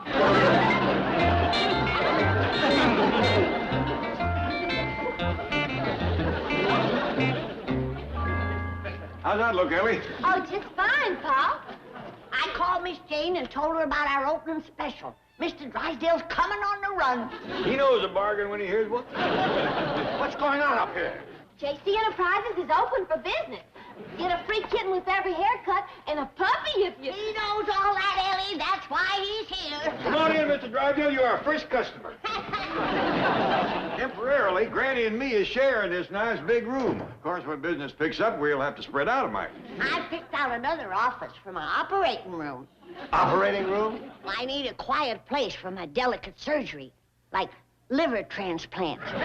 Oh, and that big room right off the elevators would make a dandy maternity ward. Granny says doctors ain't allowed to advertise, so we'd appreciate a little word of mouth. How about one of them windows that fronts on Wilshire Boulevard for a display? What would you display? Oh, teeth, gallstones, X-ray pictures, and some of Jed's wood carvings. I can't believe this. Oh, it's you who deserves the credit, Mr. Drysdale. Why, if you hadn't come over and stirred us up, we'd still be sitting home twiddling our thumbs. Well, now let's thank him with deeds and not words. Now, here is something that Granny's been dreaming of having for a long time. A real professional dentist chair. It's good for barbering and minor surgery. Now, what do you want me to work on first? Your hair or your teeth? I recommend hair first, then teeth. Wait. Sounds like you got a loose plate. I can fix that. Mix me a little cement, Jed. No. These are my own teeth. Is that a fact? Well, then I'll polish them for you. Hand me the steel wool, Jed. I just had my teeth fixed and cleaned. Well, then I'll give you a haircut. Now, let's see if I got a bowl that'll fit you. Granny, I just had my hair cut, too, at the club. Seems to me that you'd patronize your own tenants. Now, Granny, he didn't know about us. That's the truth. Then I'll just check over that other dentist's work. Open your mouth. Oh, howdy, Miss Jane. Hi, Ellie. So this is JC Enterprises. Oh, this here's just a reception office. And yonder's where the work goes on. What kind of work? Oh, hair cutting, teeth pulling, wood carving, harness mending, furniture fixing, shoe cobbling. Well, Mr. Drysdale's in there right now. What's he having done? Well, I don't know. He might be getting his shoes fixed or his hair cut. Ow! Oh, he must be having a tooth pulled. But he just went to the dentist yesterday. He wouldn't... Tell me to Dr. Clark. Granny just pulled a cap off one of my teeth. Come back, Mr. Drysdale. You need help. Your teeth ain't nothing but shells. Wait, Mr. Drysdale, you forgot your free puppy.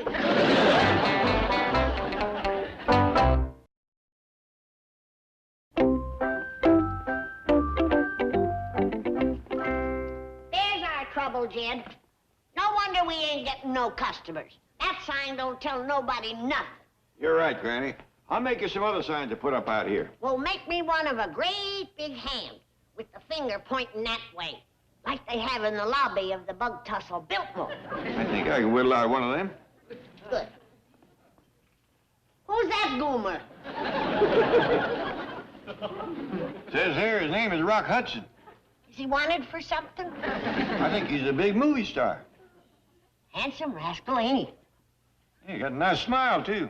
I want you to make me a great big sign. I want to put it right across this chin here, saying teeth by Granny. You're spoofing, ain't you? Oh, sure. I got professional ethics. Good. How about a picture of Gabby Hayes with a sign saying gums by Granny? That's kind of stretching a blanket, too, ain't it? I was just testing it, Jed. It's good to have an honest partner. Ain't much money in it, but it's good. I'll start making them signs. How about putting your picture up here What for? so I can put mine up there, too? You just put yours up, Granny. Only if you insist. I insist. It would give people confidence to see that the doctor is a kindly person. No question about it. We make a good team, Jed. Of course, I'm held back with medical ethics. But you're clever at getting around them. $150 to get a tooth recut. What are you doing here? Miss Hathaway asked me to show you this picture, sir. Where's that supposed to go? Miss Hathaway set up on the 5th floor. Where is Miss Hathaway? She stepped out to get you some tranquilizers. Give me that thing and get back to your desk. Miss Hathaway! Miss Hathaway!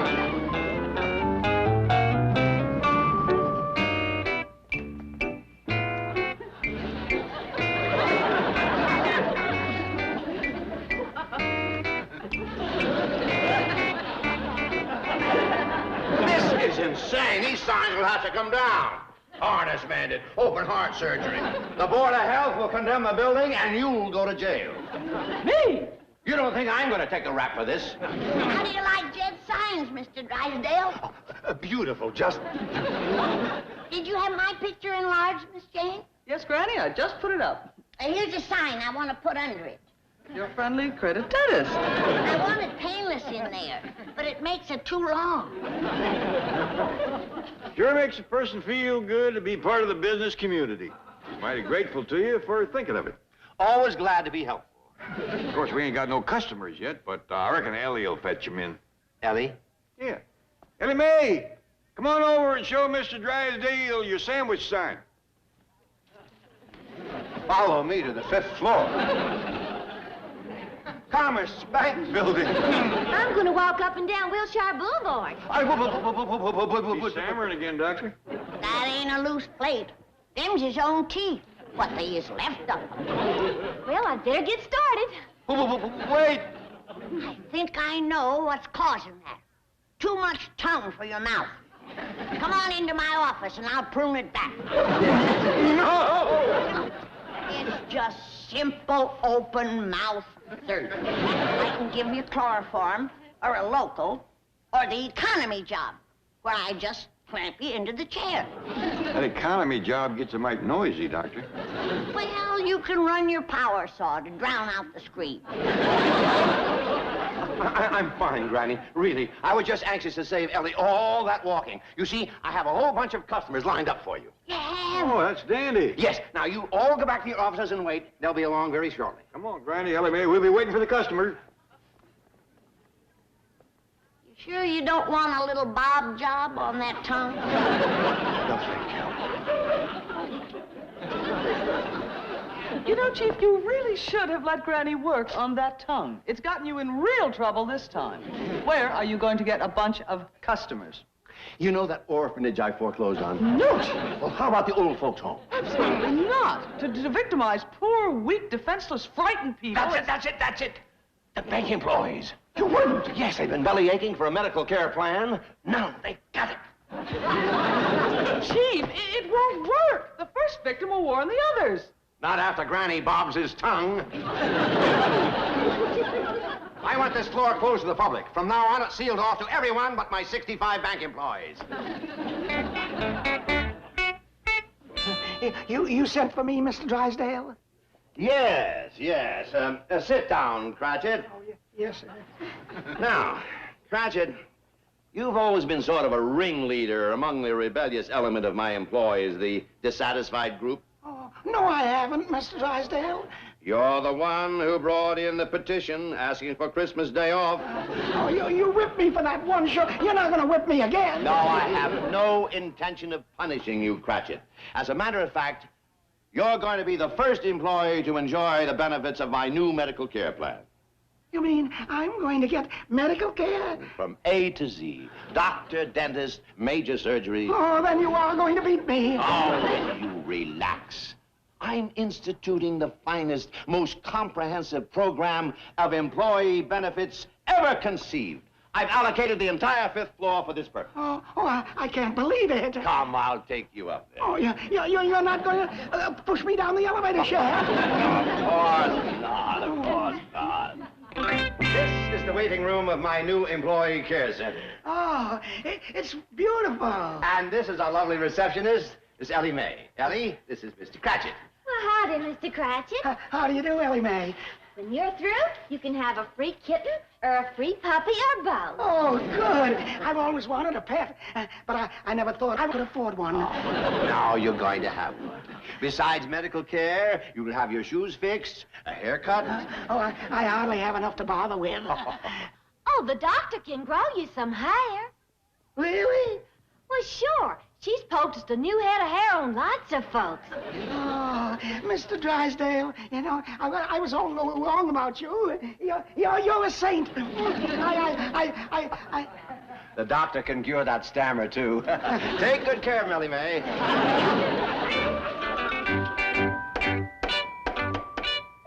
Paul, this is Mr. Cratchit. He's our first customer for Mr. Drysdale. Well, howdy. Pleased to meet you.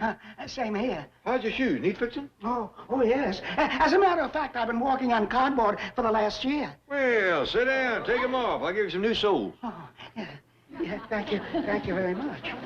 Dr. Granny, this is Mr. Cratchit. He'd like you to poultice him a new head of hair. No trouble at all, little fella. You got good, healthy roots. Stick out your tongue. Oh, that's a fine fit. It won't need pruning. Let me see your teeth. Oh, they's in good shape. Now, we'll get right down to your poultice. Is Mr. Cratchit still in there? Yes, sir. Have you heard any screams? No, sir. She must have used chloroform. Now you keep that on overnight. And tomorrow I'll thin it out for you. Thank you, ma'am. Oh, Mr. Drysdale, new shoes, and tomorrow I'll have new hair. Here's your free puppy and kitten. Oh, isn't that wonderful? Wonderful. Bless you, Mr. Drysdale. Bless you. I'd like to say the same thing.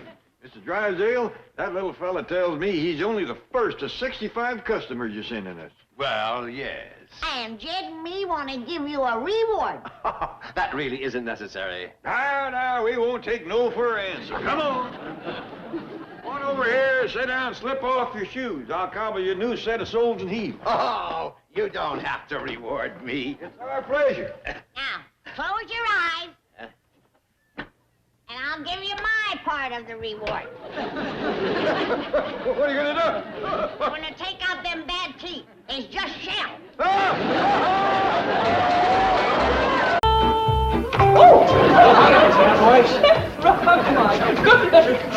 Oh, I'm sorry you got all tangled up in the rope. Well, I am rather helpless. If a man were to try and kiss me now, I couldn't resist. You couldn't? No, I'd be at his mercy. Don't worry about that. Ain't no man gonna kiss you while I'm here. Jethro, you are like a magnificent skyscraper with an uncompleted penthouse. Thank you. Oh, that reminds me, Dr. Twomley is most anxious to see you again. Well, I'm anxious to see him, too. He never did give me my certificate of health for school. Well, Dr. Twomley is not an internist or diagnostician. He works in the field of psychiatry. Well, as soon as he gets done working in that field and gets back to his office, I sure would like to see him. Well, that's at his office now, but what I want to explain is... I better hustle down there right now. Miss Potts says without I have a doctor's certificate, I can't graduate into the 6th grade.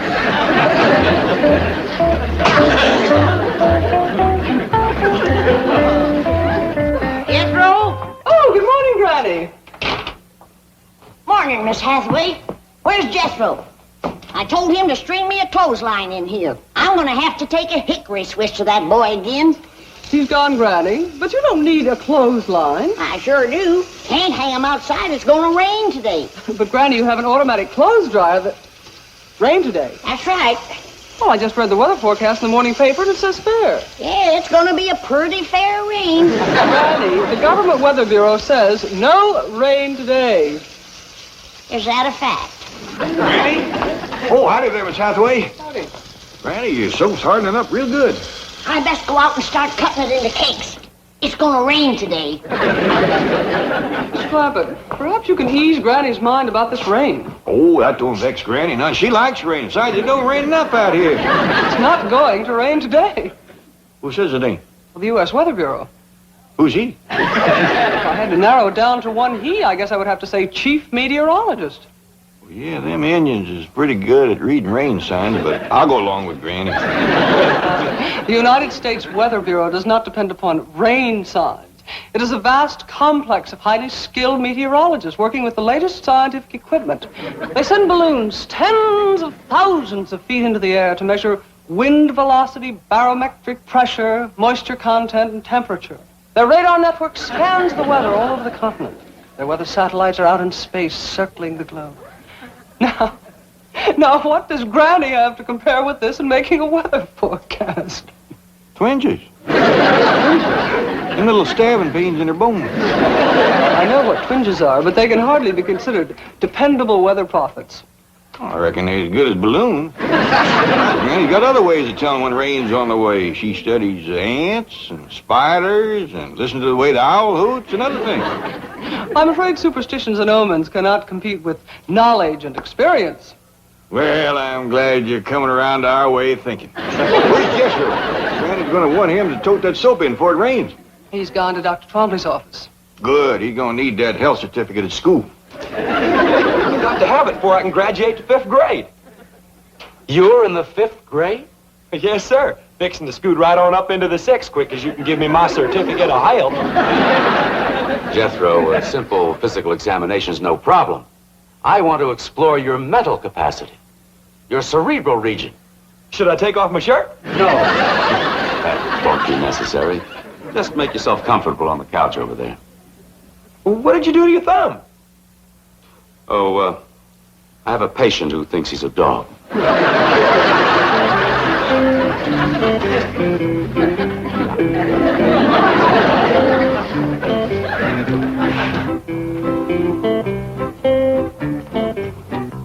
I hope this examination won't take too long. I got to get to school before it rains. Oh, you don't have to worry about that, Jethro. It isn't going to rain. Oh, yes, it is. Granny says so. When Granny says something's going to happen, it happens. Sounds like she has remarkable powers. Strongest little woman you ever did see. I meant clairvoyant powers. Would you say she's a medium?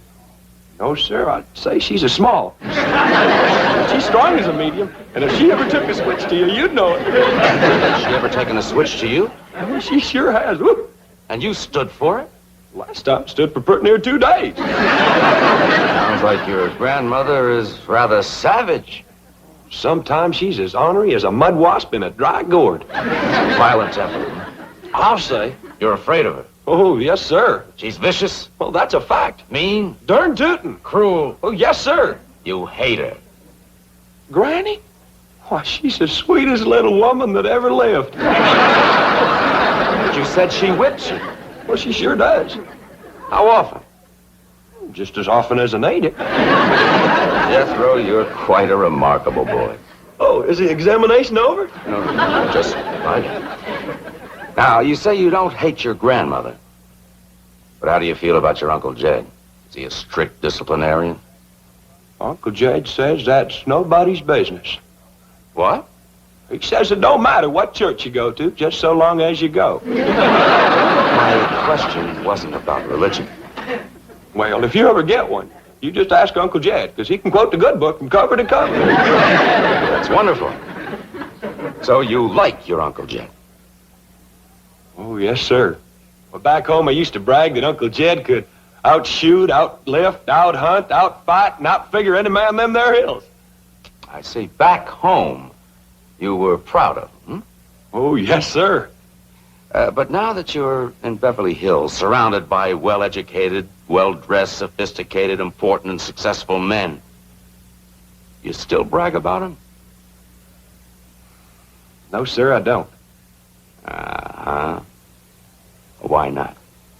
Uncle Jed says it's sinful to shame these puny little city fellers.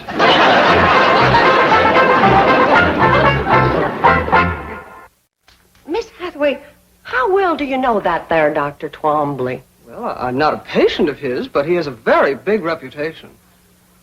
I think I know how he got it. What do you mean?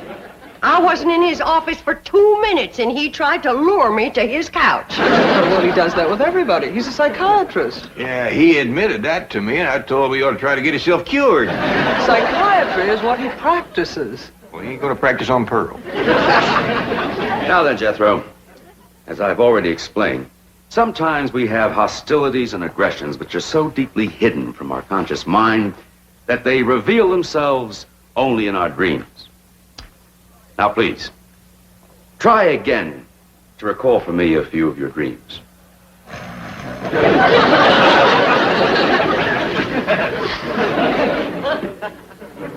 Jethro.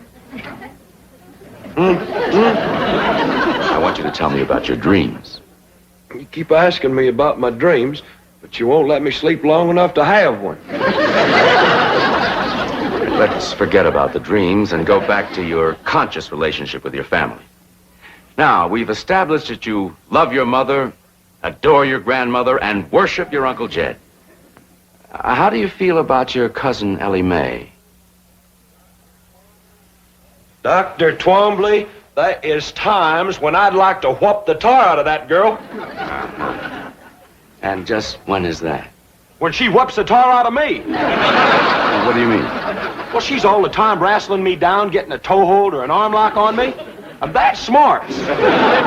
You mean to tell me that that beautiful and fragile-looking girl can engage you in combat and emerge victorious? No, sir. But she can whoop the tar out of me wrestling. And that makes you angry? You bet. You want revenge? Yes, sir. She disgraces you? Yes, sir. Shames you? Yes, sir. And you hate her? Ellie Mae? Well, shucks, no. I'd cut off my right arm for her. Jethro, don't you hate anybody? Well, I'm commencing to get a mite put out with you for not giving me my certificate of health. All right, Jethro.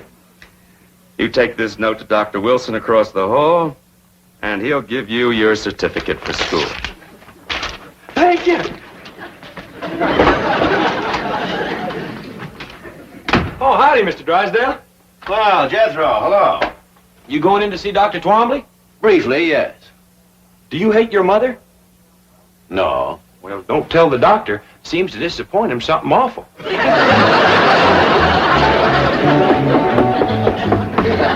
in. Hello, Gene. Oh, Milburn. Oh, biting nails again?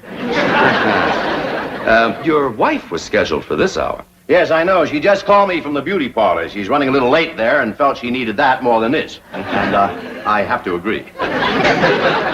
Your wife's doing fine. She's greatly improved. Oh, really? You know, it's hard to believe that once she was worse than she is now. Oh, I'm greatly indebted to both of you for putting me in contact with that wonderful Clampett family. Fascinating, aren't they? Remarkable. Jethro is the most uncomplicated teenager I've ever met. Yeah, the whole family's uncomplicated. Happy as hogs in a mud waller. You are close to them. I'm proud of it. You're just the man to get me back in their good graces. Oh? What happened? Jethro's mother misunderstood my invitation to the couch. I'm persona non grata. You just come with me. I can fix that. Wonderful. I'm especially anxious to question Granny. That little woman is a walking encyclopedia of mountain medicine, superstition, and phenomena. She absolutely fascinates me. Maybe I ought to ride into town with them and stop off at Dr. Twomley's office. See what's happened with Jethro.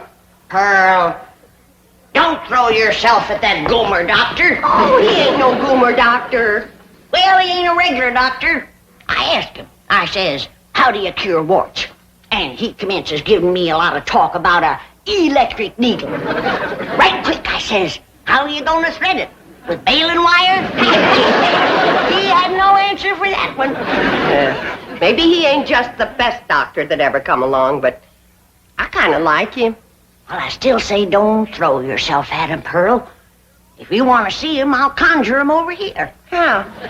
My love charm. I got him all wound up. All it needs is a little starting powder and you to say the magic words. Granny, I don't hold with conjures and love charms. Pearl, with your boy in a Beverly Hills school, why do you want to stay so ignorant? They don't use this kind of stuff in Beverly Hills. That's why it's so powerful out here. They don't know how to fight it. Open the pouch, you might. And I'll sift in a little starting powder, and then you hold it to your heart, and you say the magic words. Granny, I don't know how to do it. I'll show you. Now you watch. Darling, darling, my true love, come a-swooping like a dove. Oh, Granny! Granny! There's somebody here to see you. Granny, I couldn't wait to see you again. Great hounds and gnats. I counted them for myself. Get away from me, it's Pearl you want, not me. Toads and buzzards, bats so mean. Switch the spell to Pearl Bodine. Get away from me. You hear me? Stay away from me. You stay away from me.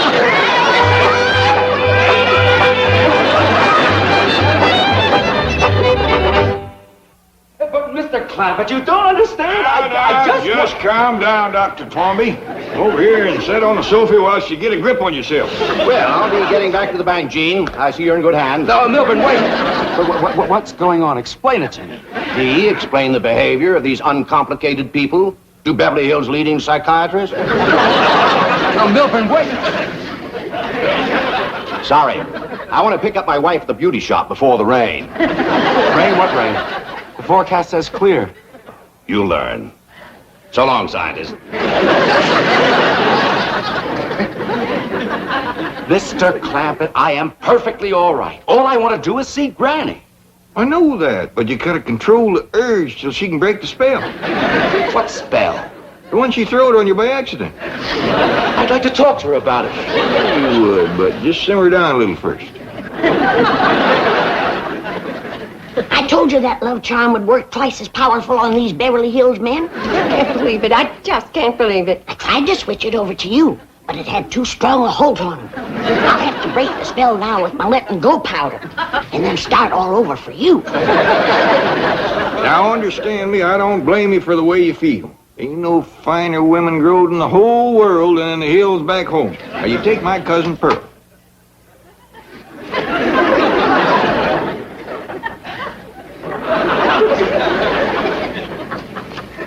Powder, white as snow, make the spell of love let go. The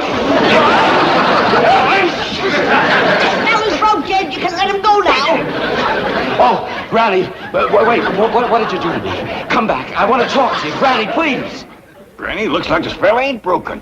Never seen a man held so tight in the grip of love. You gotta remember, this feller's a psychiatrist to start with.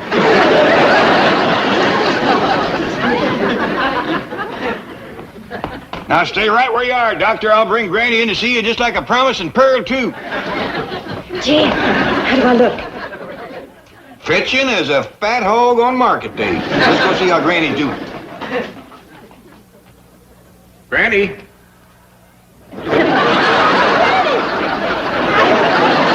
Doggy, you scare away vultures. I do appreciate this, Granny. Me too. Come on. I'm glad to get shit of the rascal. Why, they must be 30, 40 years difference in our ages. At least. I'm not about to get mixed up in one of them May and December courtships. Here they are. Oh, bonjour, Monsieur Doctor.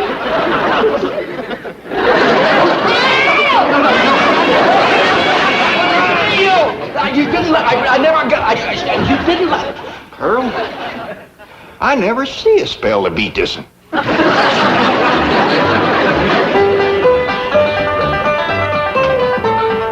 got him settled down. I think I found his weak spot, Pearl. What's that? He's mighty fond of music. Come on in, yodel for him. Jed, I just can't bust out yodeling for no reason. Well, don't worry. I'll lead you into it real natural. Well, I just hope it helps to get his mind off Granny. Me too, Pearl. I'm getting awful tired of that young feller chasing me. Why, there must be 20 years difference in our ages. At least. Come on, Pearl. By dingy's daisy, it was your love charm that got him started. But maybe it's your own charm that keeps him going. Oh, say, Dr. Twombly, did I ever tell you about my cousin Pearl here being an extra fine cook and housekeeper? Yes, you did. Did I tell you about her dressmaking? Yes? Sock darning and shirt mending? Yes. Well, speaking of yodeling, let loose, Pearl.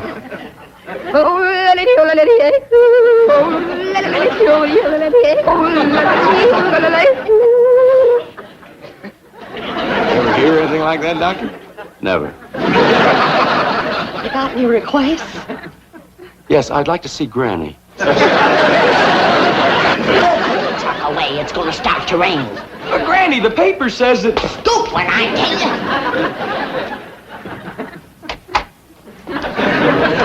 Did I hear Jeff? Oh, here you are, Granny. Thank goodness. At last, maybe we can be alone together for a little while. I've got so much to talk to you about. Before we begin, I want to remind you that I ain't no spring chicken. I couldn't care less. I'm glad you're the age you are. Well, you ain't exactly just hatched out of the egg yourself. So much the better.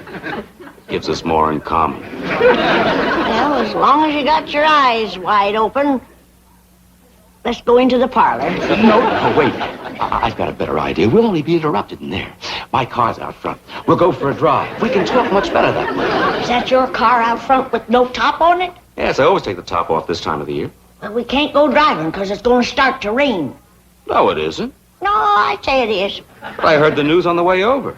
The weather forecast is for clear skies. What time is it? A little before 3. It's going to start to shower any minute. No, it isn't. No, I say it is. What makes you think so? I've been reading the signs. What signs? The way the ants is banking the dirt up in front of their holes. And the owl is hooting close to the house during the day. Fascinating. Come on. You can tell me all about it while we drive around. Oh, yeah, I ain't going driving in the rain. But, Granny, it isn't going to rain. You are the muliest goomer of a doctor I ever did see. Come on. Come on, Granny, help is coming. I knew this would happen if we stayed here. Leave him be, Jed. We's old enough to know what we's doing. Besides, he's got to get his car under cover before the rain hits. It isn't going to rain. Now, look, let me show you. Look!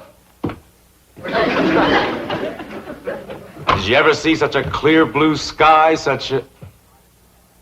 What's that black thing? That's a rain cloud. My doggies, Granny, you hit it right on the nose. Oh, my God!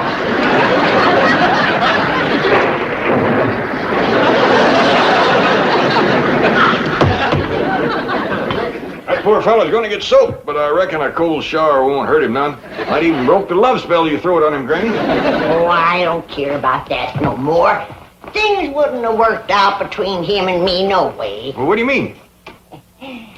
He's too old and set in his ways.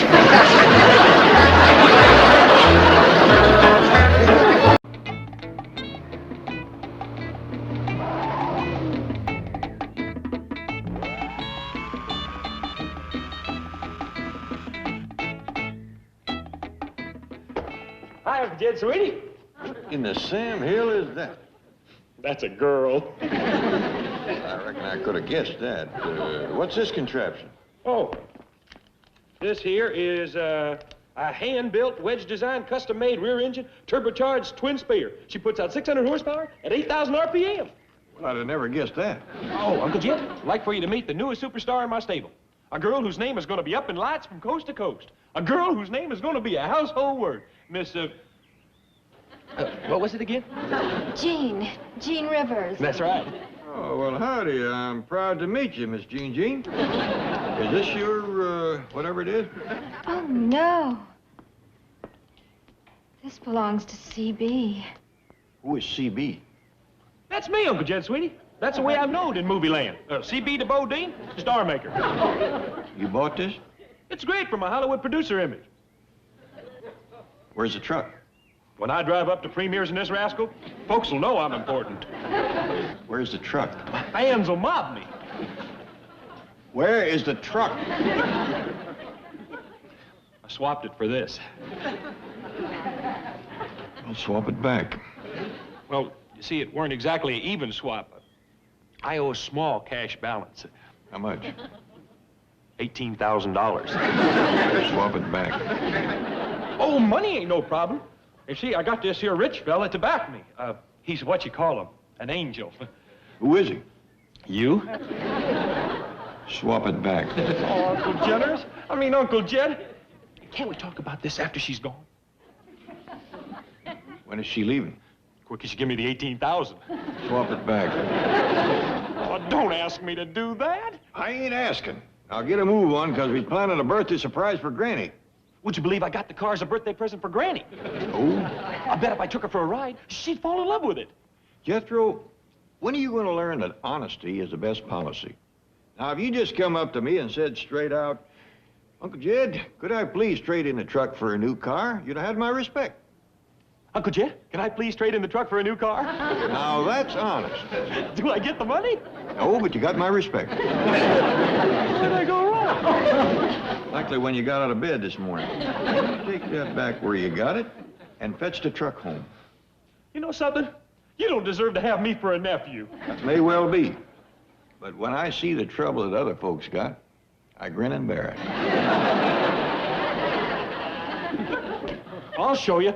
One of these days, I'm going to be rich and famous. The idol of millions. The biggest man in the business.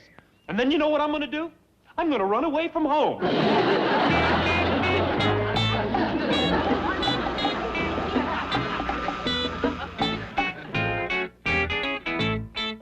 Excuse me, Chief. I thought you'd like me to remind you. Today is Granny's birthday. Oh, bless her heart.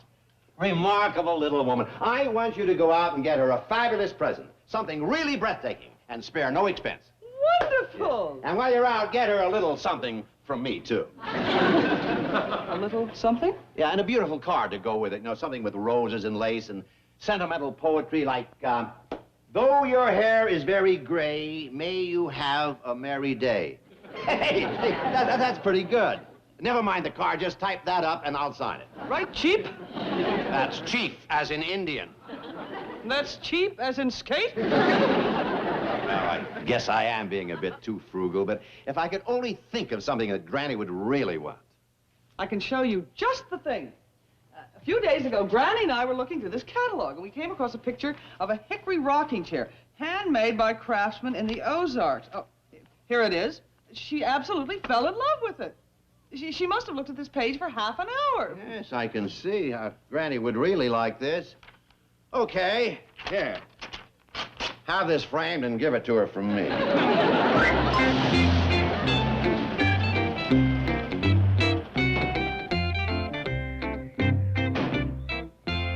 Well, there she is, Uncle Jed. Hope you're happy. I'm happier than I was. Where's your girl? You think a Hollywood superstar is going to be seen driving around an old wreck like this? I might even have to give up my own career as a world-famous Hollywood producer. Come on, Uncle Jed, let's give Granny that little old yellow custom-built job for her birthday. She'll love it. Granny loves this old truck. She loves these old shoes of hers. Old folks like old things. Oh. See, she's falling apart. Well, then you put her back together again. Come on, Duke. Let's go out and warm our old tired bones in the sun. These cold winter nights is kind of hard on us senior citizens. Still say Granny'd love that little old yeller bomb. Boy, I think I know what's best for Granny. But if you just let me take her for a ride. I don't want to hear no more about it.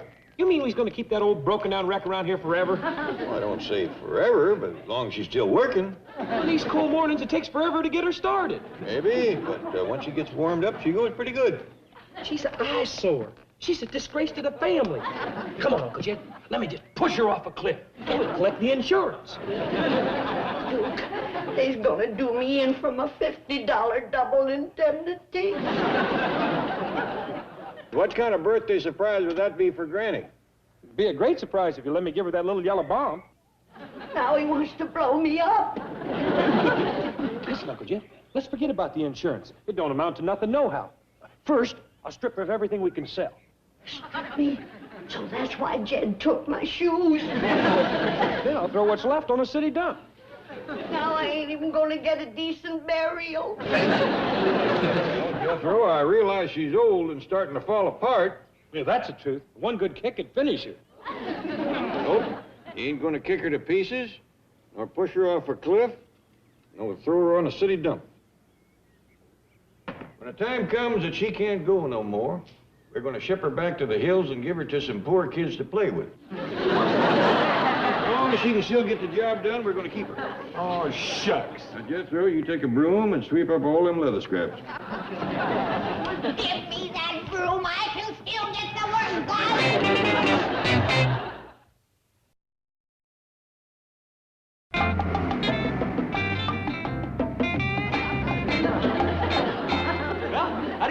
Uncle Jed.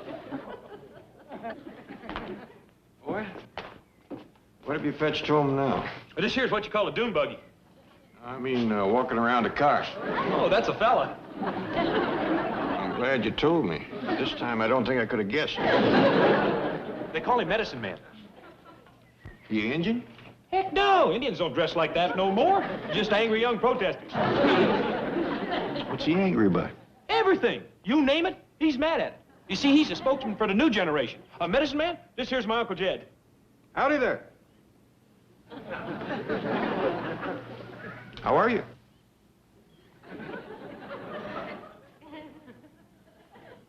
For a spokesman, he don't say much. That don't mean he's mad at you. He's mad at the establishment. The what? Oh, the folks that runs things. He says there's a bunch of spigots. Spigots? Yeah, there's a heap of spigotry in this world. But I told him you wasn't like that. You was full of love and kindness and generosity. Uh-oh. Where is the truck? I told him money don't mean nothing to you. You's a flower child. Where is the truck? I told him there wasn't no generation gap betwixt us. Where is the truck? I swapped it for this. Swap it back. But I saved you $15,000. This'll only cost you $3,000. Swap it back. The spokesman for the angry young generation can't drive around in no Detroit iron. He's got to have himself a flower car. Swap it back. They're commencing to widen the gap. You do as I tell you. You're bugging me.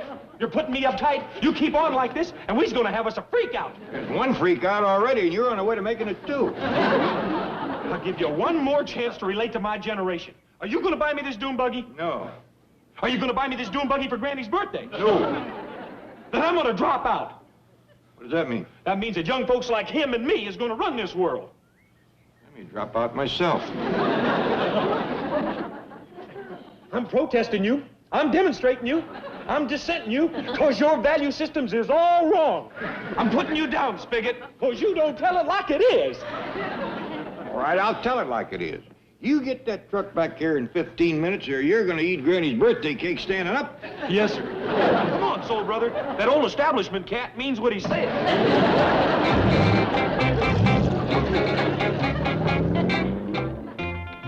We're gonna have a real nice party, everybody. Come on now. It's for you. Okay, now.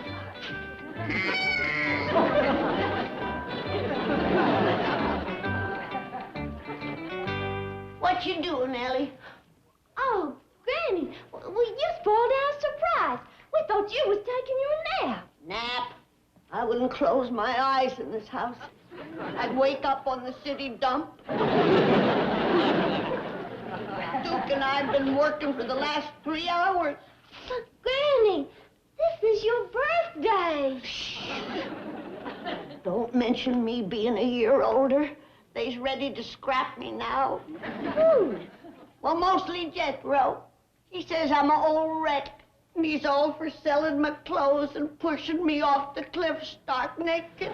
Well, I'll find that dear Jethro and I'll turn him every way but loose. Oh, it's all right, honey. Your pa says as long as I'm able to do my job, he'll spare me. But as soon as I can't go on, he's gonna give me to some poor kids to play with. Let's get these birthday things out of here. Granny, I just don't believe Pa'd say a thing like that. Oh, I heard him, honey. I hear things that'll make your hair curl.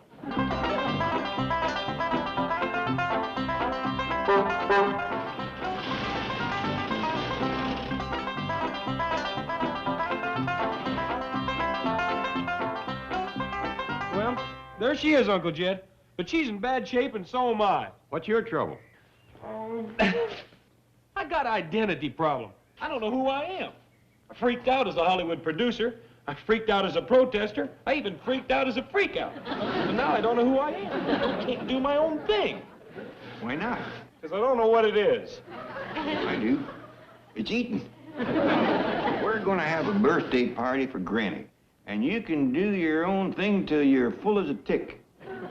Well, that takes care of me. But that old truck needs some work if it's going to keep running. Well, that's better than shoving it off a cliff or kicking it to pieces. It's true, Ellie. Old Duke and me was on our way out to warm our poor old bones in the sun.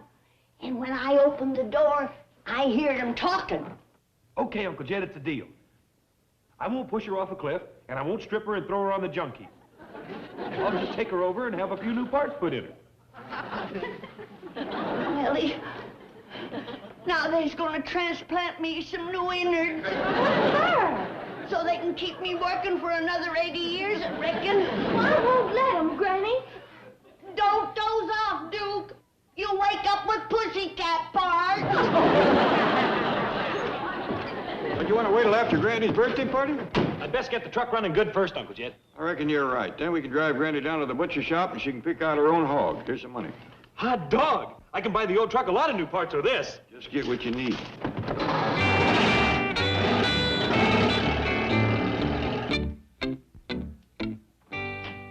Here's your shoes, Granny. I don't need them, Jed. I work faster without them. Look at me go. Well, don't work so hard. It's your birthday. Oh, no, it ain't. I ain't got a birthday coming up for years. What's the matter with you? Nothing. I'm young, Jed. I can earn my keep. You don't have to work for your keep. I'm working for my life. Life, liver, and the pursuit of happiness. Now sit down and rest yourself. Quick as Jethro gets back, we're going to drive you down to the butcher shop. The butcher shop? Yeah, it was going to be a surprise, but we're going to let you pick out your own hog. Oh, hello, Billy Mae! Hello! What's the matter, Granny? They's gonna transplant me with hog innards. What are you talking about? I hear you and Jethro scheming to get me new parts. Them new parts is for the truck. Then why are you taking me to the butcher shop? Well, it's to get you a hog for your birthday. You've been saying you wanted to salt down some side meat, make sausage, and render some fresh lard. Oh, you had me awful scared. Come on.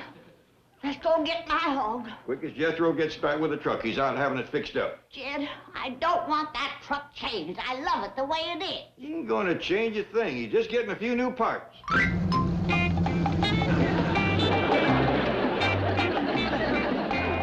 Well, how do you like it, Uncle Jed? What is it? It's the truck. What truck? Our truck. What'd you do to it? I just put on a few new parts. Looks like more than a few. I liked it the way it was. But I didn't change your part, Granny. Just hop up there on that old bench, and I'll drive you down to the butcher shop. You ain't driving me no place in this thing. Looks like a circus calliope. Oh, do these pipes play music? It plays the sweetest music this side of Indianapolis. Why, under that hood is 442 cubic inches of raw power. You get this truck back like it was. But, Granny, this baby's got tack pods, a three-quarter cam, and 4 on the floor. You do as I tell you, there's gonna be one on the ground. Do I have to, Uncle Jed? Well, boy, looks to me like it's neither fish nor fowl. It's foul. But, Uncle Jed, I done spent a lot of your money. Well, you better spend a little more and get it fixed right. Okay. Can I go with him, Paul? Might be a good idea, Ellie. 2 heads are better than 1. Not when one of them's Jethro.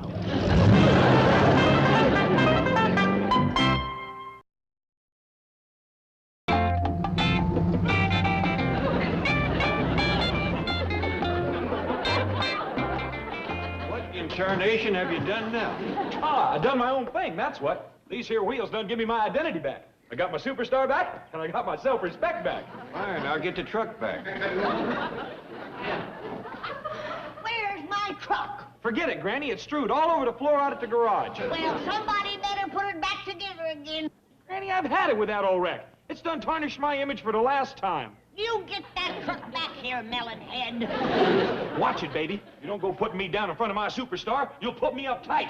And I might throw a sit-in at you. I might even mass demonstrate you. Where's my hickory stick? Where? Come on, superstar. Let's split back to the protest meetings. You take me out to that garage. Sorry, baby. That would be a violation of my civil rights. I'm gonna cut across and catch him. You'll never make it, Granny. Just watch me. Hey, doggy, she's doing pretty good.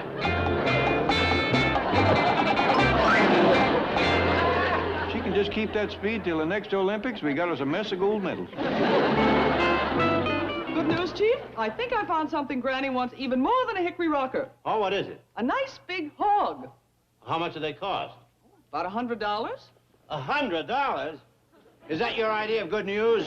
Oh, well, it's what she wants for her birthday. You think she'd settle for a picture of a hog? No. You think she'd settle for a pig? Well, she might if it were big enough. She's got it. I'll gift wrap this and take it to her. Chief, that is an out-and-out advertisement. You get them by the gross for 12 cents apiece. Why don't you just give her one of your bank calendars? How much do they cost? 10 cents. A calendar it is. I'll give her this for Christmas. Chief, you make Ebenezer Scrooge look like Santa Claus. Now, you are going shopping, and you are going to buy Granny a decent present, and you are going to pay for it, and you are going to give it to her, and you are going to smile when you do it. Now, what do you say to that? Bah! Humbug!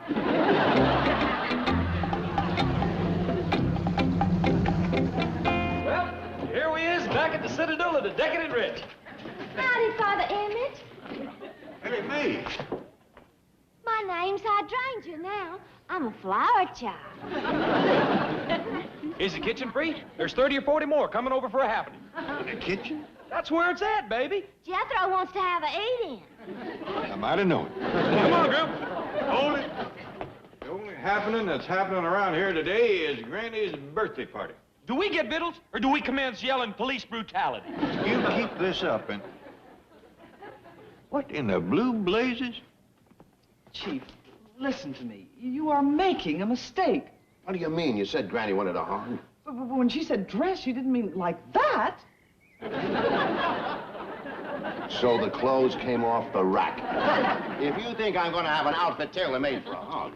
Hey, Dale, Miss Jane, what you got there? Well, it's a little birthday present for Granny, and just the way she wants it, all dressed. Nigel, I know you're a city feller, but dressing a hog is a lot different than dressing a person. You can say that again. It took me a half an hour to get his pants on. He is rather a strange sight, isn't he, Mr. Clampett? Well, not compared to some I've seen today. Ain't he cute? Where'd you get him, Mr. Drysdale? I foreclosed. I fortunately found a farmer who had a hog to sell. It's a birthday present for Granny.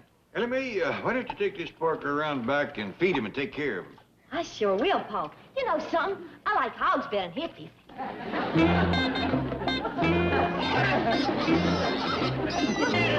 Hey, where's my flower chick going with that fat drunk? Drunk? He's having a bad trip, man. He's crawling on all fours. He's a hog. I bet he is. If he sets to the kitchen, he'll wipe out our eat-in. What's this? My new wheels. Where's the truck? Well, last time I saw it, Granny was trying to talk four mechanics into putting it back together again. Well, it looks like she done it, because yonder it come. There's nobody driving. Reckon that old thing knows its way home by itself?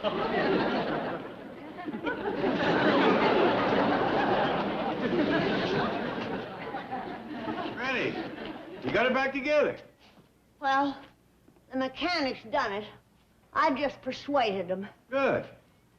All it took was a little sweet talk and a club about that long. Why did you have to push it? Ran out of gas. Jethro drained the tank for that thing of his.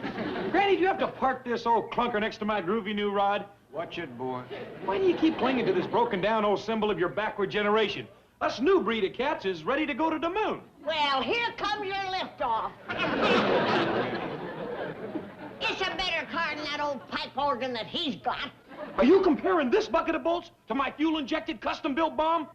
Yes, I am. How would you like to drag me? Fine. I'd like to drag you through 2 miles of berry bushes. I mean race. You're on, Buster. You can't race him. You ain't even got gas. I got something better. There. That ought to do it. Granny, this ain't no way to spend your birthday, racing with Jethro. I can't think of no better present that I'd rather have than to beat the pants off of that blowhard boy in his fancy hot rod. Granny, Jethro, I have made arrangements for the use of the racecourse facilities at Whiteman Stadium in the Valley. I'm ready. Me too. I hereby volunteer my services as official starter. Let's go. Gentlemen, start your engines.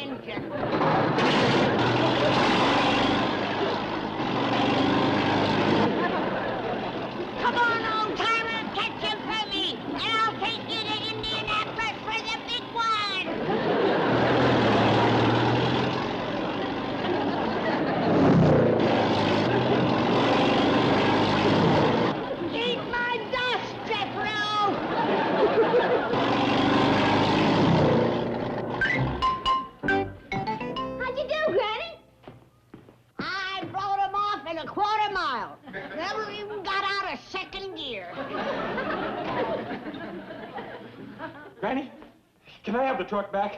No, you can't. Oh, please, Granny, I'll do anything. Well, be a good boy, do your chores, respect your elders, behave in general.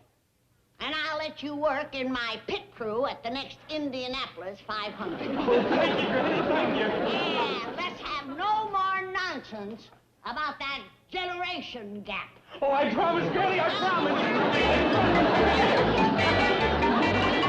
Miss Jane, we sure are obliged to you for driving us to Hooterville. Oh, my pleasure, Mr. Clappett. Christmas at Petticoat Junction was a delightful experience. Come on in, have something to eat, Miss Jane. Very well. Granny, I think you better check the pantry first. Remember, Jethro's been home. Oh, and besides, I better hurry next door and check in with the chief. Oh, Mr. Drysdale's staying here, taking care of my bear. Really? Well, Fairchild just loves Mr. Drysdale. Bet you they've been having a lot of fun together. I wonder who's been doing the cooking. Likely Mr. Drysdale. Well, if Mr. Drysdale's been doing the cooking for Jethro and Ellie's bear, he ain't had much time for banking. Boy, am I glad you're all back, especially you, Granny. I love you. Can I carry you into the house? Oh, if it makes you happy, Jethro. Oh, it does. I want to get you to the stove as quick as I can.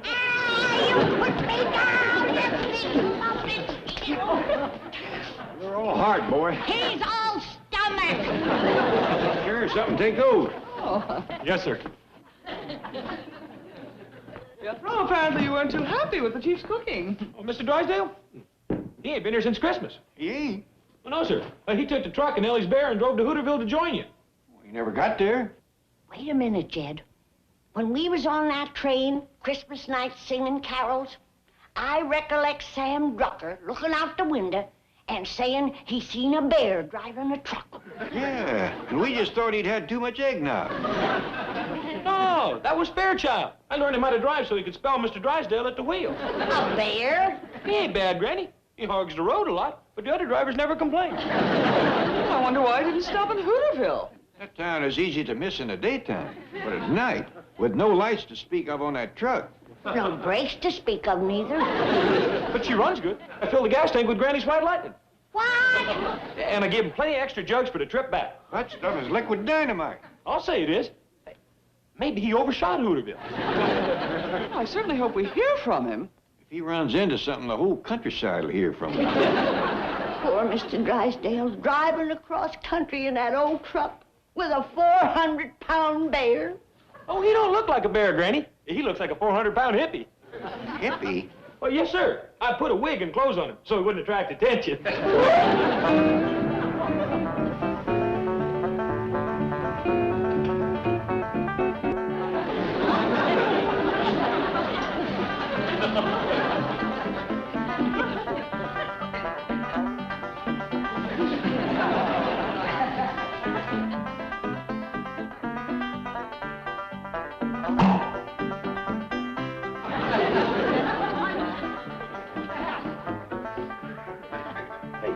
Hey. Who are you? I'm the sheriff. Who are you? Oh, I'm the president of the Commerce Bank of Beverly Hills. Oh. Well, who's your friend? The mayor? He's not my friend. He's just a rotten, no-good hippie bear. You ride around with bears a lot, do you? Oh, of course not. Now, look, Sheriff, I can explain everything. I must admit it does seem a bit peculiar. No, not at all. Just let me see your driver's license. Yes, sure. Oh, my wallet's missing. Maybe your hippie friend rolled you. No, it probably dropped out of my pocket. You see, we've been sleeping on the ground a lot because these lousy motels around here won't give us a room. No fool. You know, that's mighty unfriendly of them. Everybody's been unfriendly. We drive up to a farmhouse, you use the phone, ask for a little food, they sick the dogs on us. We're gonna make up for all that.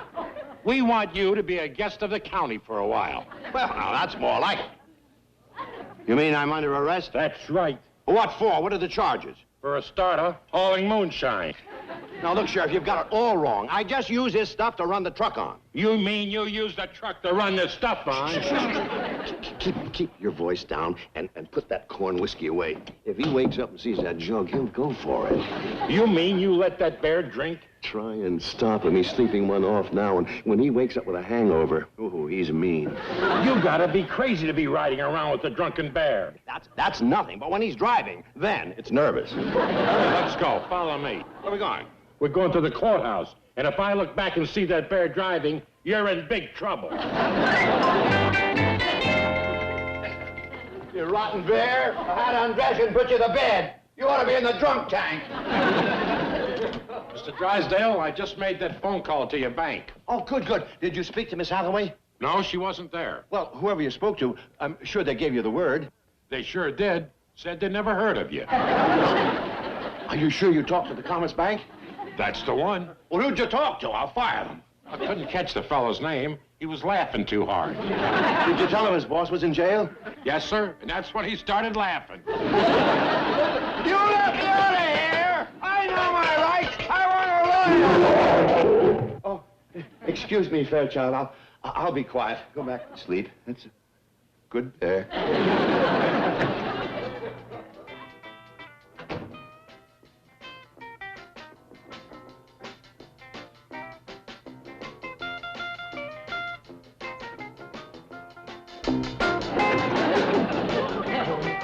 What is the meaning of this? Join us, Miss Hathaway. We are celebrating New Year's Eve is past. We're celebrating something better than that. Yeah, we finally got him. Public enemy #1. He's in jail. Woo! Skin flint, Drysdale. Yeah, the beast of Beverly Hills.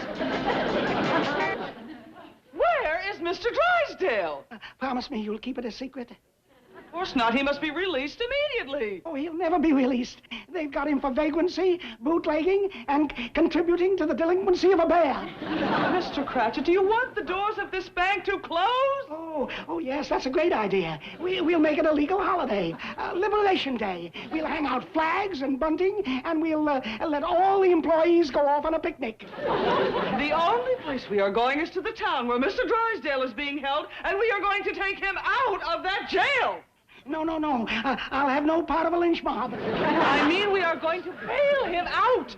Do we have to, Miss Hathaway? You may return to the secretarial pool, Miss King. Yes, ma'am. Nice try, Bobby. Thank you, Kathy, dear. Thank you. Now then, Mr. Cratchit, where is Mr. Drysdale? Oh, he's in a town called Ripley. Where is that? I've never heard of Ripley. Oh, but you will. We're going to make it a national shrine. The town where they captured a notorious Melbourne Drysdale. Mr. Cratchit, where is Ripley? I'll never tell, Miss Hathaway. Never. Mr. Cratchit, you come back here.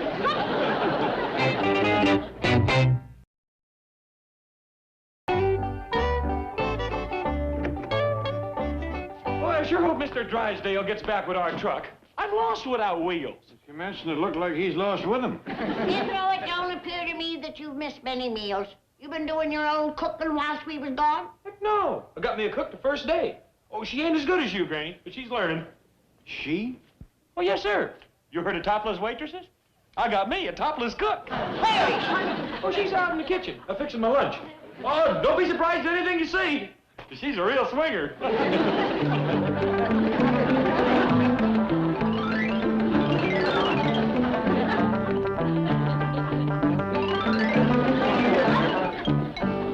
It's Ellie's 8th.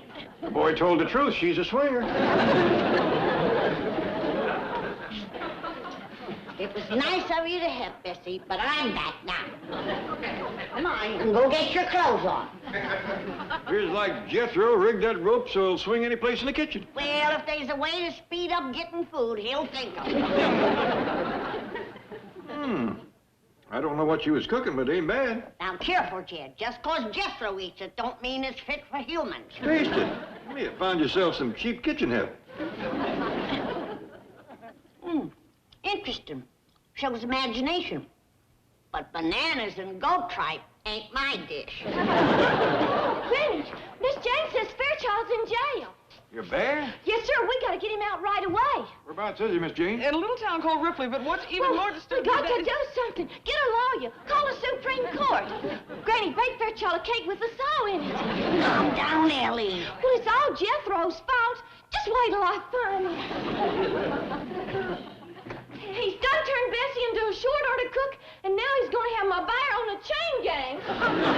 Sorry, Miss Jean, but Ellie sets great store by them critters. Yes, well, there's another critter she failed to mention who is also under arrest, Mr. Drysdale. What? Well, as I understand it, he's sharing a cell with Ellie's bear in the Ripley jail. Where is Ripley? Well, I couldn't find it in the map, but it must be somewhere between here and Hooterville. I'll bet Sam Drucker would know. He's the postmaster and the justice of the peace. Good thinking, Granny. Give him a call. How come they got Mr. Drysdale in the lockup? They claim he's a vagrant. Is that bad? Well, I'm afraid so. I knew a whole family of them back home. Herb and Louise Vagrant. The nicest folks you ever want to meet. Well, in this case, a vagrant is someone who doesn't work, a loafer. Oh, well, they couldn't be kin to Herb. He was a worker. Hello, Sam. This is Granny. How's things in Hooterville? Well, fine, Granny. You folks get home all right? Oh, we had a dandy trip. Good weather all the way. How's it there? Oh, a few sprinkles and a snow flurry, huh? Well, you keep bundled up and wear your overshoes. Don't you catch cold, you handsome rascal, you. Granny. Why? Ask him about Ripley. I've got to give him some sweet talk first to let him know I care. The man's in love. Drysdale's in jail. Say, Sam, do you know anything about a town called Ripley? Well, yeah, Granny, that's over in Jasper County. He knows where it is. Now, can I get back to my sweet talk? Give me the phone. Hello, Mr. Drucker. This here Judge Clampett. Hey, there's a real good friend of ours named Drysdale. He's in the calaboose over to Ripley. You know anybody over there can help him? Well, I could try. I know the judge over there. No, I'll be happy to do it. I'll call you from there. Okay, bye. Hey, Fred, can I borrow your truck to run over to Ripley? I reckon so. But take it easy. Arnold's asleep on the front seat. He's up half the night watching the Late Show. You know, Fred, you treat that pig better than you do your wife. Have you seen Doris lately? Well, I'll drive carefully and try not to wake Arnold. Oh, he wants to be woke up at 1:30 so he can listen to his radio serial. What station do I tune in? Oh, he'll do it. It's his favorite soap opera, Just Plain Swell. Okay. Sam. Yeah? What time are you coming back? Well, just as quick as I can, Fred. You see, a friend of a friend is in jail over in Ripley, and I want to see if I can talk the judge into taking it easy on him. You don't mean old Vinegar Joe Johnson, the hanging judge. Oh, now, Fred, Judge Johnson ain't so bad. Where that man spits, grass never grows again. He only turned mean after his wife run off with that banker from Kansas City. You see, Fred, I won't have no trouble, as long as the prisoner ain't a banker or a city feller.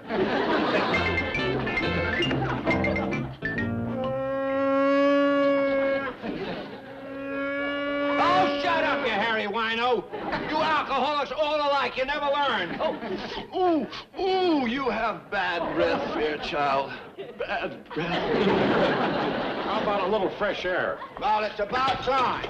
But you're not out of the woods yet. I'm preferring charges against you. False arrest, false imprisonment, violation of my constitutional rights. Oh, wait till my lawyer gets through with you. Oh, knock it off. Oh, don't you hit me, I'll sue. I'll charge police brutality.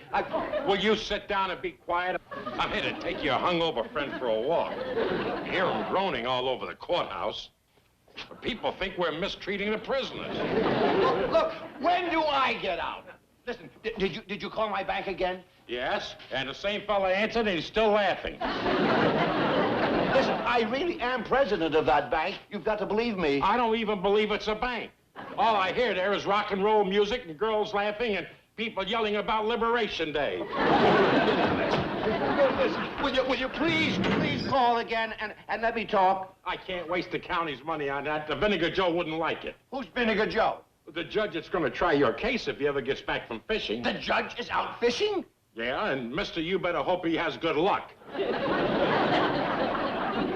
Hey, Pete, where'd you get Where'd you get the bear? Oh, I took him off with a vagrant. Oh, say, he's a rough-looking character. Where'd you pick him up? Out on River Road. He was running moonshine, and the bear was riding shotgun. He ought to be pretty fair protection. Yeah, lucky for me, he was sleeping off a snootful. The bear drinks? Judging from his clothes, he probably smokes pot. That man must be a real degenerate. He's a bad one, Sam. Just wait till this case comes up in front of Vinegar Joe. Where is the judge? He's up the river fishing for white bass.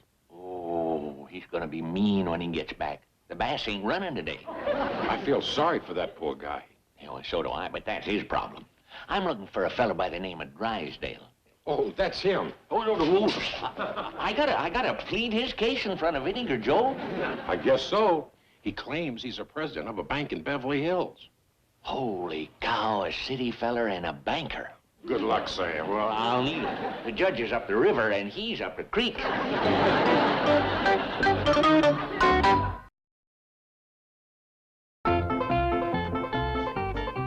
might as well sit down, Miss Jane. Sam will call as soon as he knows something. Granny's right, Miss Jane. You just wear yourself out with all that stall walking. Poor Mr. Drysdale, all alone in a strange town. He ain't alone. He's got Ellie's bear for company. Yeah, according to Jethro, them two is so fond of one another, they's even sharing the same bed. Perhaps I should dash down to the bank and see how things are going there. Now, stop worrying. There's 65 employees down there, and all of them just crazy about Mr. Drysdale.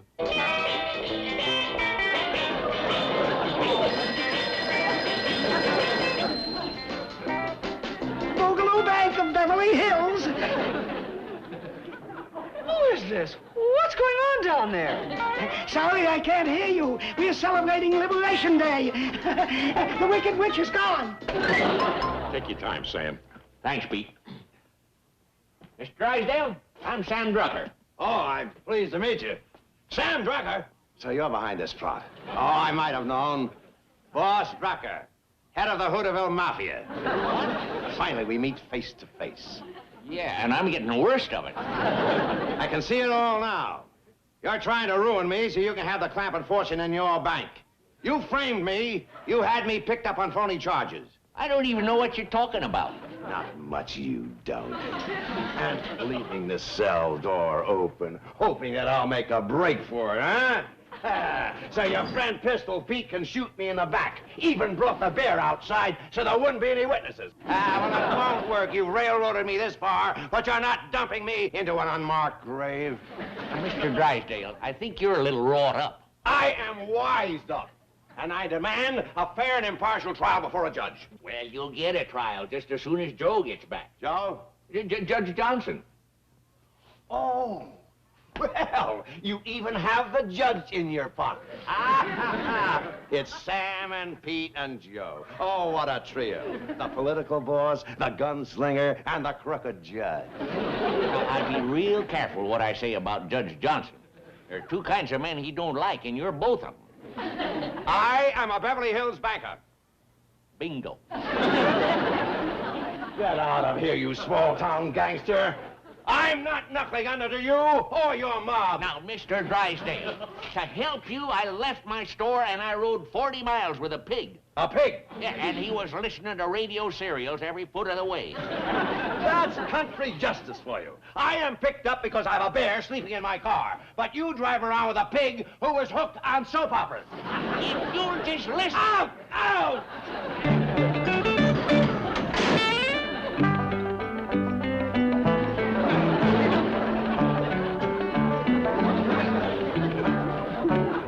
Granny?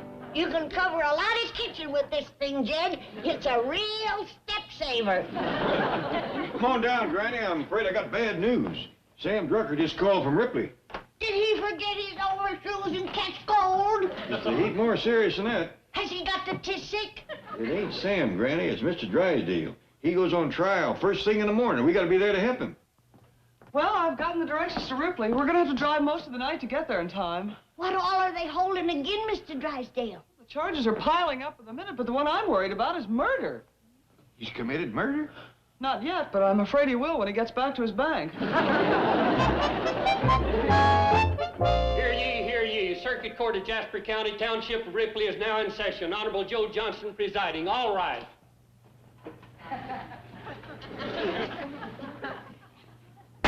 Be seated.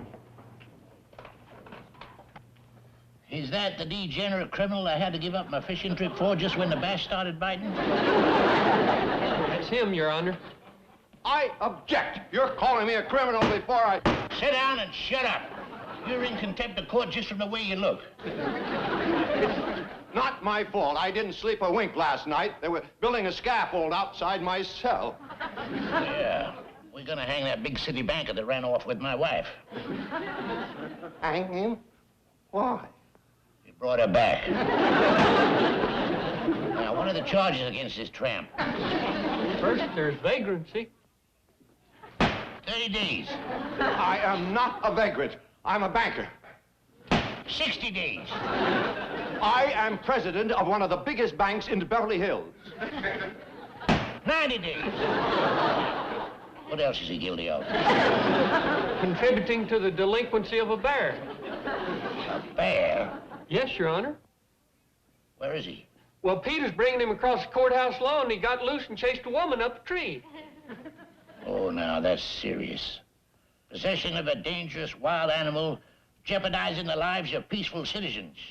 Sorry about the delay, Your Honor, but the bear got loose and treed your wife. Was that Phoebe he chased up the tree? Yes, Your Honor, and I'm afraid she's still up there.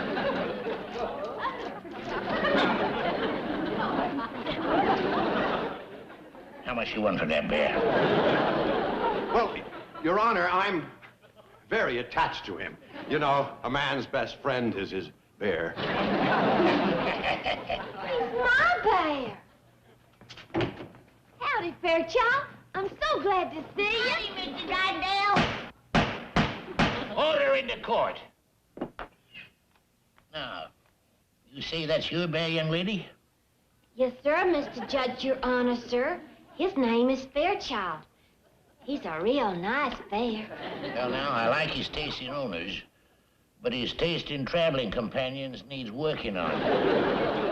Now, would you hurry up and read the rest of them charges? I want to get back up the river and catch me some of them white bass. Me, Your Honor, sir, but I can tell you how to do that. Who are you? I'm her pa. You may approach the bench.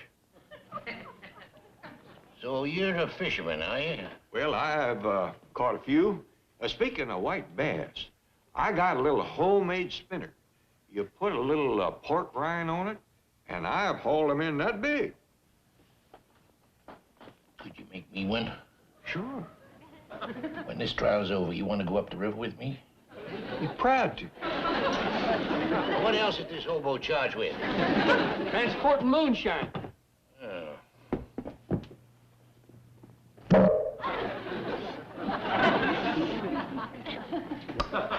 This smells like Tennessee tranquilizer. You got a good nose on you, Judge. That's just what it is. Who are you? I'm her granny, and I made that stuff you're sniffing. You may approach the bench. How would you like to go fishing, too? Can I take Ellie and her bear with us? I insist on it. It's a deal. Bailiff, is there any more of this here evidence? Yes, Your Honor, 3 jugs. I want it all impounded on my boat. Court's adjourned. Wait a minute. What about me? Your Honor, Mr. Drysdale's a real good friend of ours. I can vouch for his character. If I was to turn him loose, is he the kind of a banker that would run off with my wife? Oh, he wouldn't do nothing like that. Well, in that case, we might as well take him fishing with us. Prisoner is sentenced to cut bait.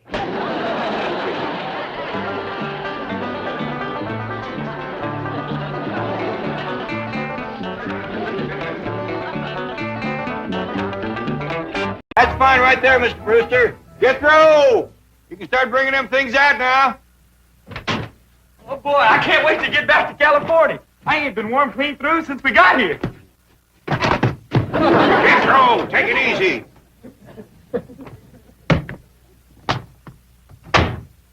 We've been sleeping on a hard floor. It'd be awful nice to get in the warm bed for a change.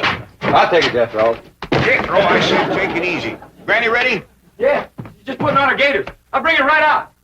Well, I hope you'll come visit us in California. We'll be mighty glad to see you, especially Pearl. Her and Jethrine's coming to stay with us. Big overgrown. Let me get my shoe on, you big overgrown moose. You can put it on in the car, Granny. We's in a hurry. Can't leave until somebody finds Ellie Mae. Where is she? She took to the woods early this morning with those 2 timber wolves that she's let sleep under her bed. Yeah, I'll find her. By doggy, it's a good thing we're leaving. One more night and she'd be baying at the moon. Ellie Mae, Over here, Pa. you got them wolves with you? Oh, they won't pester you none. That no-biting promise goes for my pa, too. Hello there, Maggie. Hey, honey. Mr. Brewster's waiting, and we got to pick up Pearl and Jethrine and drive clean to the airport. Think Pearl and Mr. Brewster are getting married? Well, no, not yet. Maybe never. But Pearl's satisfied. Everybody in town seen him propose to her. Now she can leave town with her chin up and her head thrown back, proud and happy. I'll bet you Cousin Jethrine ain't happy. She says she ain't going to California and leave her sweetie Jezbo to Pew. She's powerful in love with that little feller. Yeah, I reckon Jethrine will do pretty much what her ma tells her to. That Pearl's a mighty strong-willed woman.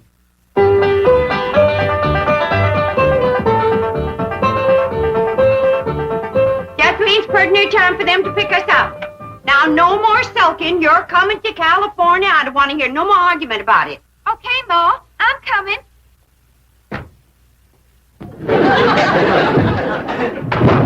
What in the world have you got there? The trunk, Ma. Well, I can see that, but what you got in it? Well, I got some clothes and some shoes and some food and some water. I forgot the water. Water, why?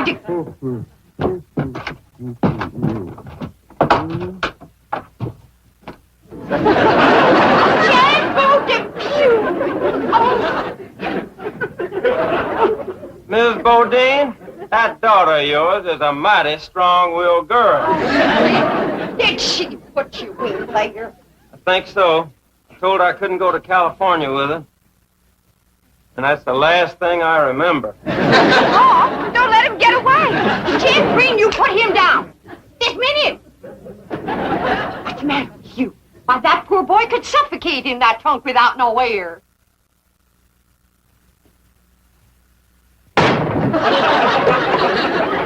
Jethrine, am I gonna have to take a switch to you? Jethrine, honey, like I told you, I can't just pick up and go. I got a big business going here.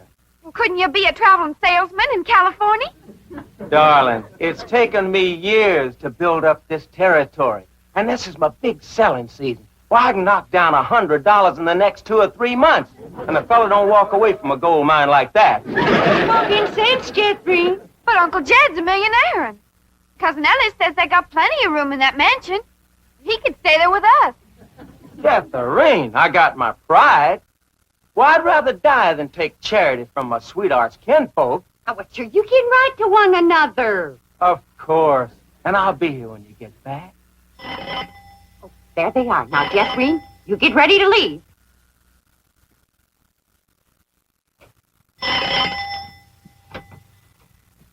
Oh, Mr. Brewster, I thought it was my boy Jethro. Cousin Jed come to pick up the suitcase. Well, no, I asked him to let me come for them. This may be my last chance to see you alone for a moment. Alone? You, me, us? Why would you? Well, first, I want to thank you for publicly breaking our engagement after I lost my head as I did last night.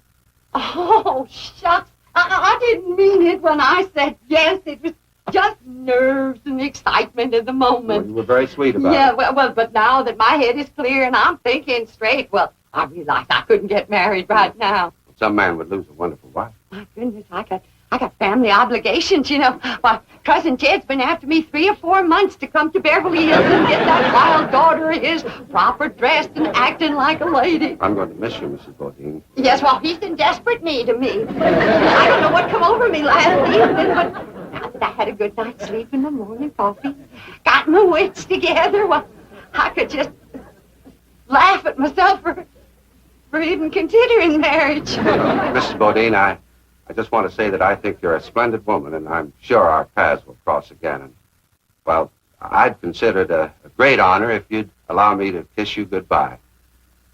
Kiss me. Well, I hardly think there'd be anything wrong with that. Hey, Bill, Miss Brewster, is that a new hat, ain't Pearl? Oh, Ellie Mae, look, Jeff ain't in there saying goodbye to his sweetie, Jasbo Depew. So why don't you go in and say goodbye to him, too? All right, I ain't never met him. Jethrin, you're just gonna have to get it through your head. I cannot go to California, and that's that. Howdy. Hi, Cousin Ellie. This here's my sweetie, Jasbo Depew. Howdy, Jasbo. And a great big howdy to you. This girl is the cousin you've been telling me about? Yeah, Jasbo. She's the one we'll be staying with in California. Well, poke me another air hole, baby, and let's go.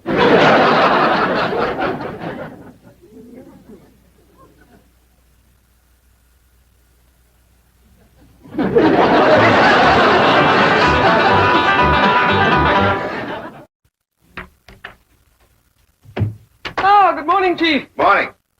Well, I just had a call from Brewster in Tulsa. The Clampetts are on their way home. Jethro? Oh, I mean the Clampetts. Yes, and they're bringing a cousin and her daughter along. That'll be 6 of them. I think I'd better order an extra limousine. Chief, if I may suggest, the personal touch is very important to these people, and they are the bank's largest depositors. I would be happy to volunteer my car and myself. I can take at least half the load. Jethro. And the luggage. See, Chief, I have bucket seats, and Jethro is quite a bucketful.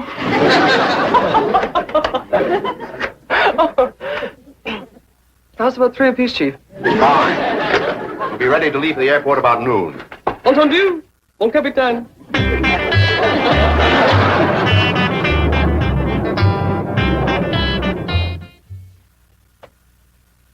Time to leave for the airport, Miss Hathaway. Right.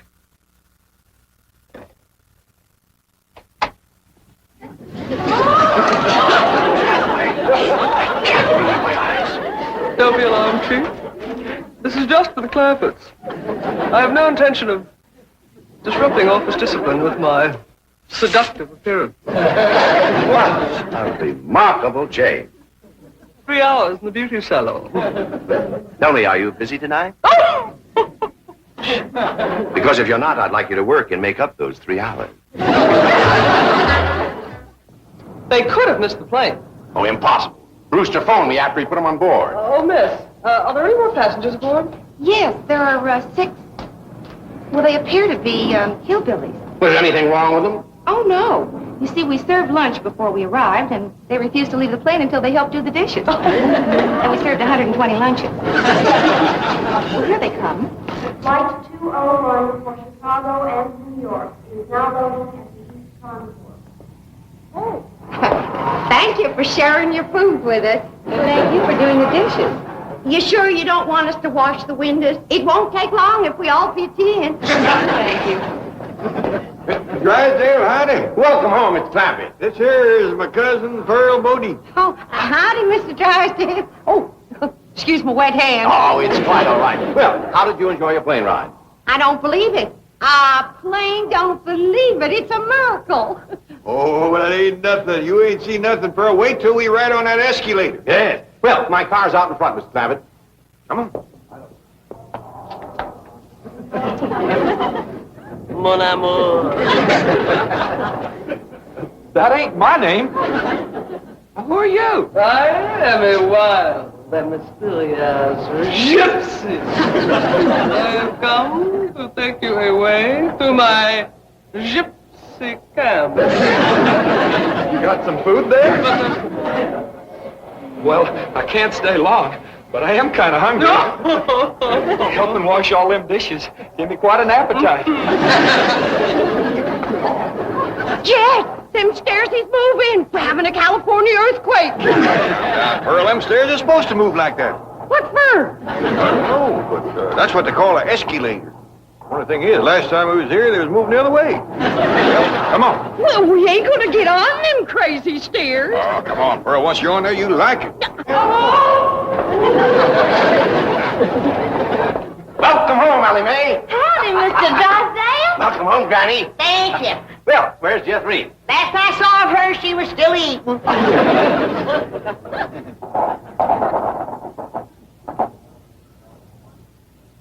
Well, now, that wasn't bad, was it? No, it was fun. Let's go up and ride down again. Oh, no, Pearl. It's fun, all right, but it just ain't worth fighting your way back upstream.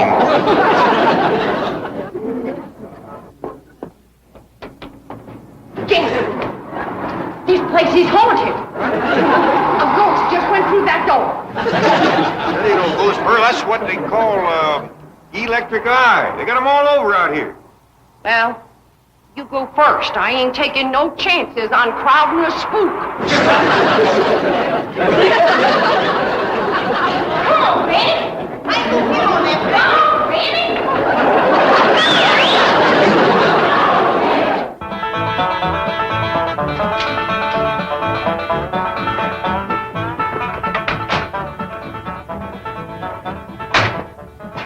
I'll go with Mart and take the luggage around to the servants' entrance. I can't believe it. I've seen pictures, but I just can't believe it. It ain't real. It's real, Ma. Jet Green, don't you knock no holes in your Uncle Jet's mansion. She can't hurt it, Pearl. Wait till you see inside, Pearl. It's the biggest bunch of indoors you ever did see.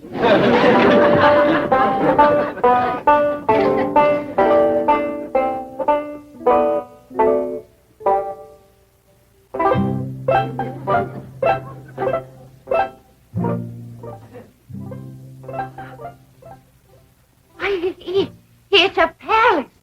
There just ain't no other word for it. It's a dad-blame palace. How do you get it started, Uncle Jed? Get what started? These here stairs. Ain't they like the ones at the airport? No, you gotta climb those yourself. Come on, Jeffrey. I'll show you outside. Granny, how do you ever wash that thing?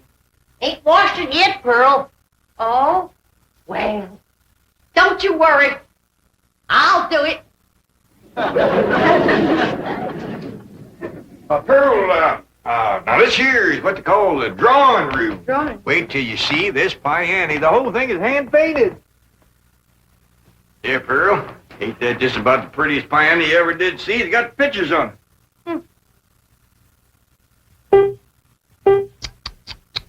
Look at the dust. Granny, did you run up them curtains? No, they was here when we came.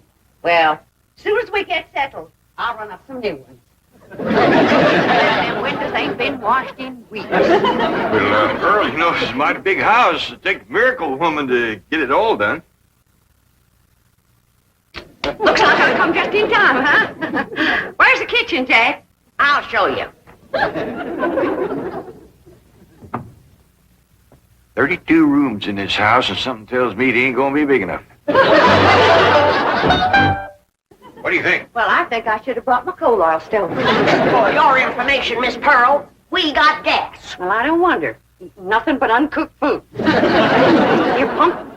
It's stuck tight. It ain't been used so long. Pearl. You know, Granny, we got a lot of work to do to get this kitchen in shape. Granny, did you tell Pearl this is the kitchen? I ain't been able to tell Pearl nothing. She won't quit flapping her trap long enough. Pearl, come on. This here is the kitchen. That there is what they call a pantry. My stars and God. What? A person could feed an army in here. Well, the way those two young'uns of yours eat, that's just what you'll have to do. Pearl, look at this stove here.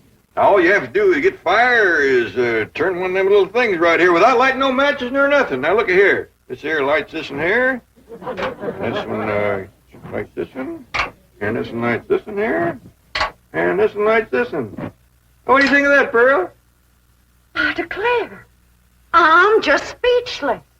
That'll be the day. Look at this icebox here. Just take a look. You ever seen anything like that before? Look at that. Well, I don't like to mention it, kid, but somebody left the light a-burning in there. I reckon some people just don't care how they waste other people's money. The light comes on when you open the door. You don't say. He pert near didn't with you pounding your gums. Hey, girl, Jeffrey wants to know where's the suitcases, especially the big one with the sandwiches in it. But Jethro said he'd bring in the suitcases. Jethro. What happened to my boy? Where's Jethro? Well, the last time I seen him, a dark-haired gypsy woman was taking him away. Gypsy's got him. My baby's been carried off by the gypsy. Don't worry, Pearl. One meal and they'll carry him right back. You might have it a little bit mixed up. Besides, Jethro is big enough to take care of himself. Yeah, Mama's in here. Come on in. My baby, where you been? With the gypsy woman? We stopped to get something to eat. I told you one meal and they'd bring him back. You gypsy kidnapper. I'm gonna snatch you both. Away. What you doing being a gypsy? Just a little harmless fun, Mr. Clampett. When Jethro failed to recognize me, I couldn't resist continuing the masquerade. Ma, this here's Miss Hathaway, Mr. Drysdale's secretary.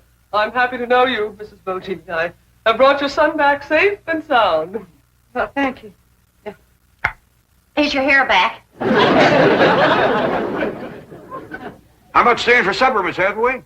Oh, I wouldn't want to be any trouble. Well, I figured with company at the table, there wouldn't be so much trouble. Wait till you taste Granny's sweet potato pie. Ain't nobody can make sweet potato pie like my ma. Now, they is both very fine, extra good cooks, but Pearl not knowing her way around the kitchen, I reckon. Oh, well, don't you worry none about that, Jed. I'll have this kitchen put in order in no time. It ain't out of order. Ellie, you get rid of the ants. I'll start the cooking. What ant? Start with your Aunt Pearl. Well, I like that. I'll bet you won't like what I'm going to say next. Girls, I got an idea. Now, Pearl, you know there ain't nothing more soothing and appetizing than a mess of piano playing and sweet singing before supper. But I figure a body can't be doing that and cooking at the same time. No, I don't think they hardly could, Jed. Right. Now, somebody will get Mr. Drysdale. We'll all sit around while supper's cooking and listen to the kind of music that has made the name of Bodine famous from Oxford to Eureka Spring.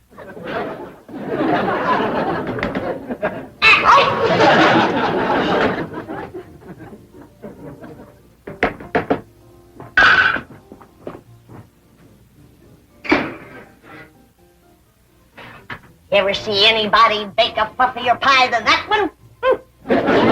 Some folks don't know that cakes is fluffy and pies is juicy.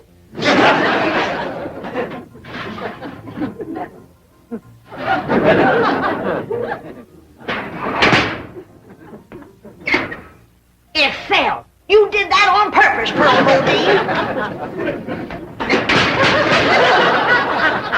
My pie can't fall. It can't, huh? Just did.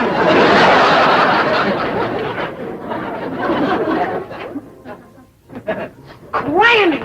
Pearl, I ain't never heard you play the piano any prettier than you're playing that right. You ain't playing the piano. You betcha I ain't.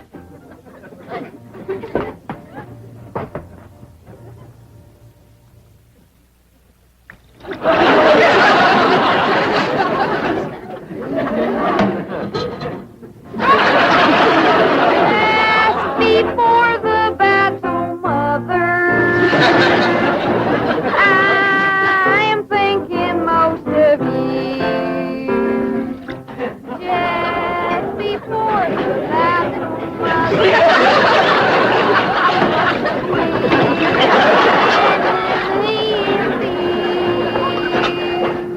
how I wish, dear sweet mother, you were here beside me. I feel the same way, Jethrine. Mr. Drysdale, if I got enough money to take everybody out to a nice eating place... Mr. Clampett, with your money, you can buy the finest restaurant in Beverly Hills. Before the battle's over, that's just what I might have to do. Come on, everybody.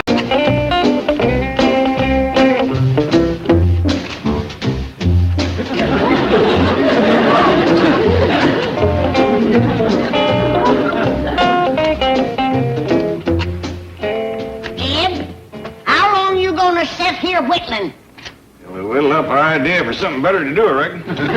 City living, nothing to do, and all day to do it. Some nights you only have done. It'll be the ruination of all of us. Well, you ought to come, Miss Jane. Mr. Drysdale ain't with her. Well, Mr. Drysdale's in New York. Well, I wish we was in New York, away from this city living. I hear tell New York is bigger than Beverly Hills. Go on. Don't seem possible, but that's what Mr. Drysdale said. Oh, he was only greening you.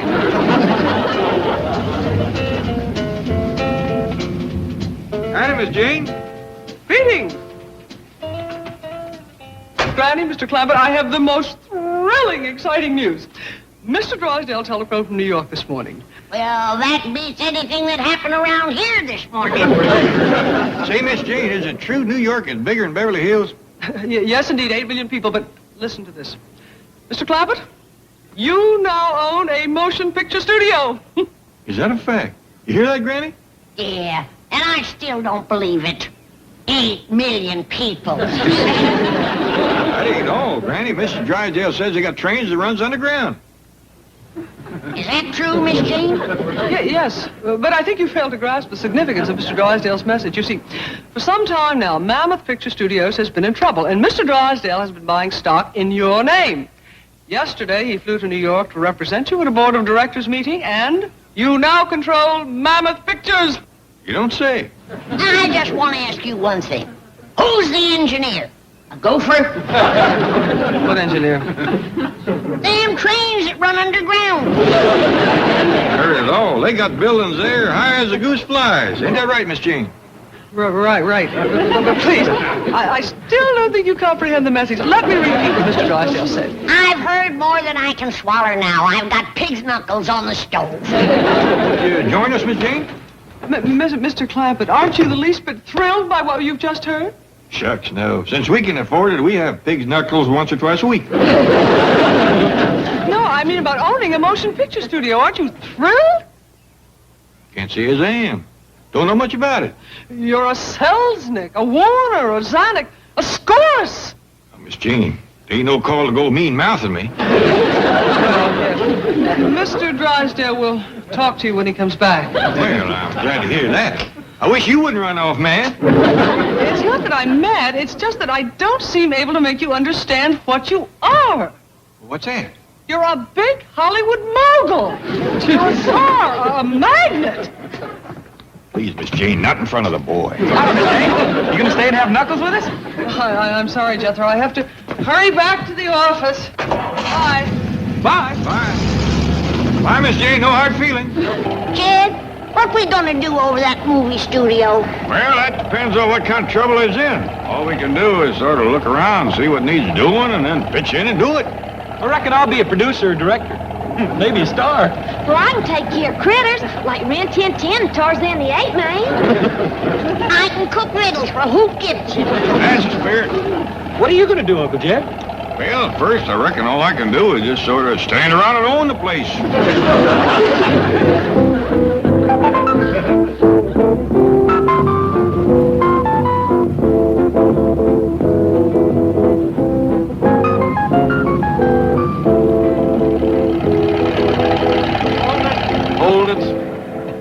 Just where do you think you're going? Well, what's going on inside of the movie studio? Oh? You got a pass? No, we'll pay cash. Kid, you don't have to pay. You own the place. Oh, we can afford to help him out, Granny. How much for the four of us? Now be sure and get matinee prices.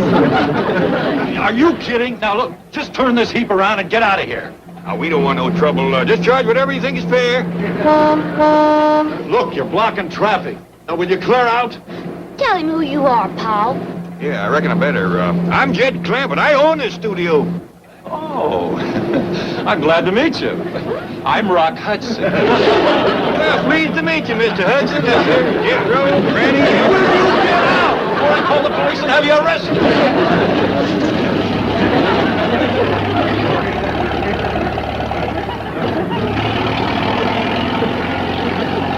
I don't know what old trouble he's having, but one thing they could use is a friendlier ticket taker.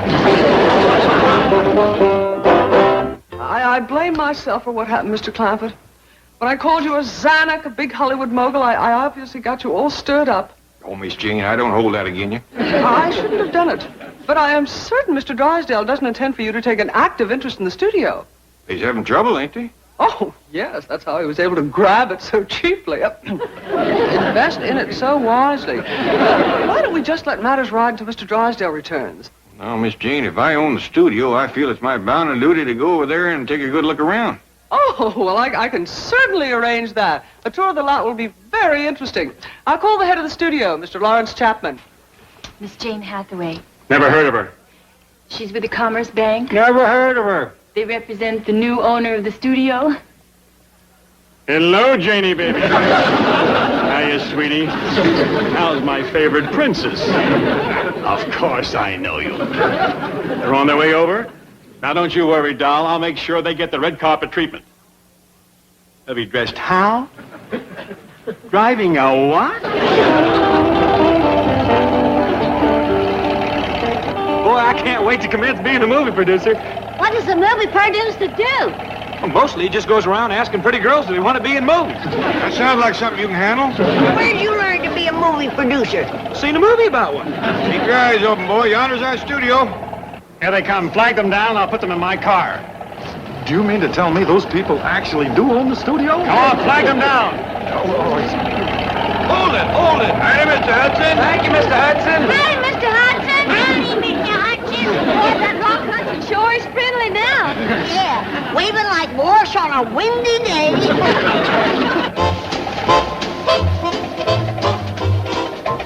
Mr. Clampett? Mr. Clampett? Yes, sir. I'm Jed Clampett. Well, Lawrence Chapman, studio head. Oh, howdy, howdy. This is a rare moment, Mr. Clampett. You're the talk of the industry. I am?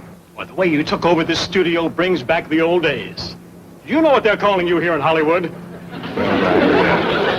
They're calling you a Lemley, a Zucker, a Roach. Do you feel that way? To me, you're the biggest. Well, I got to admire you for saying it to my face. This here's the family. Granny, Ellie Mae, Jethro. Meet Mr. Chapman. Howdy, Mr. Chapman. Where's your little mustache and your hat and your cane?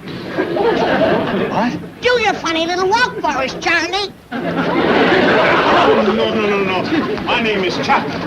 Oh. Hey, can we go inside and look around now? Not right now. They're shooting in there.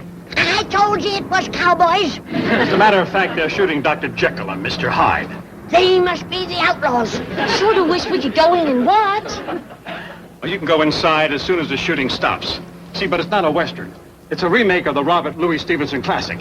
I don't hear no shooting. Come on, young. No, wait! Who opened the door? This is just a visit, isn't it? I mean, you and your family probably can't stay long. You cheer up, Mr. Chapman. We ain't gonna run out on you. You ain't? Harmed? We hear you got trouble. Well, we've had a few bad breaks, but we're coming back real strong. You know, working on that stage right now is one of the biggest names in the business. Sir Trevor Gielgud Burton Guinness. That's a big one, all right. We're paying him $500,000 plus a percentage, but he's worth it. Box office dynamite. Women are mad about him. Oh, Sir Trevor! I'd like you to meet a very important man, Mr. Jed Clampett. This is Sir Trevor Gielgud Burton Guinness, the famous star. Oh, no.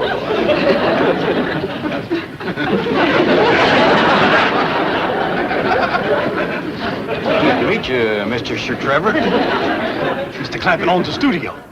You'll pardon my saying so, Mr. Clampett, but you don't look the part. Well, no, I reckon not. How's the picture going? Well, frankly, I'd like some younger and prettier girls to work with. Excuse us. Come along. I'll speak to the casting director. He's my nephew. Jed, did you see that hairy goober with the high hat? Yonder he stands. That man can cure hiccups. He is right plain looking. Fancy dresser, though, and a big star. Go on. That is Mr. Sir Trevor Gielgud Burton Guinness. Hope Gibson's horse looks better than him. Folks, how did you like Sir Trevor? Oh, just fine. Magnificent hide, don't you think? Well, I've seen better on the backside of a mangy buffalo. Oh, by the way, Mr. Clampett, Sir Trevor would like you to join him for lunch in his dressing room. you would, huh? Yeah. I believe I'll pass that up, Mr. Chapman. I'll tell him. Pardon me, please. If he'd have said any place but his dressing room, I might have said yeah. What you mean, Jed? Well, he looks bad enough with his clothes on. Dogged if I want to be eating lunch when he takes them off.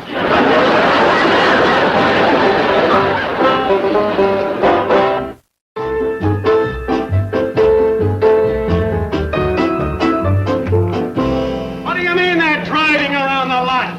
I told you to take them to the executive dining room and keep them busy eating for a while, didn't I? I tried, but there wasn't anything on the menu they liked. Well, send out for it. What do you send for possum shanks and pickled crawdads?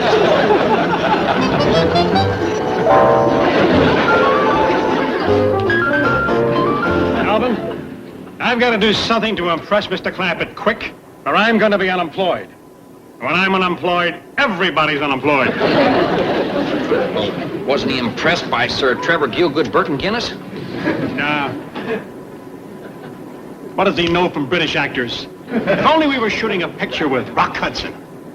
Universal shooting one. Rock Hudson and Doris Day. Alvin, you're a schnook. How does that help me? Well, you borrow yesterday's rushes and you let Mr. Clampett think they're yours.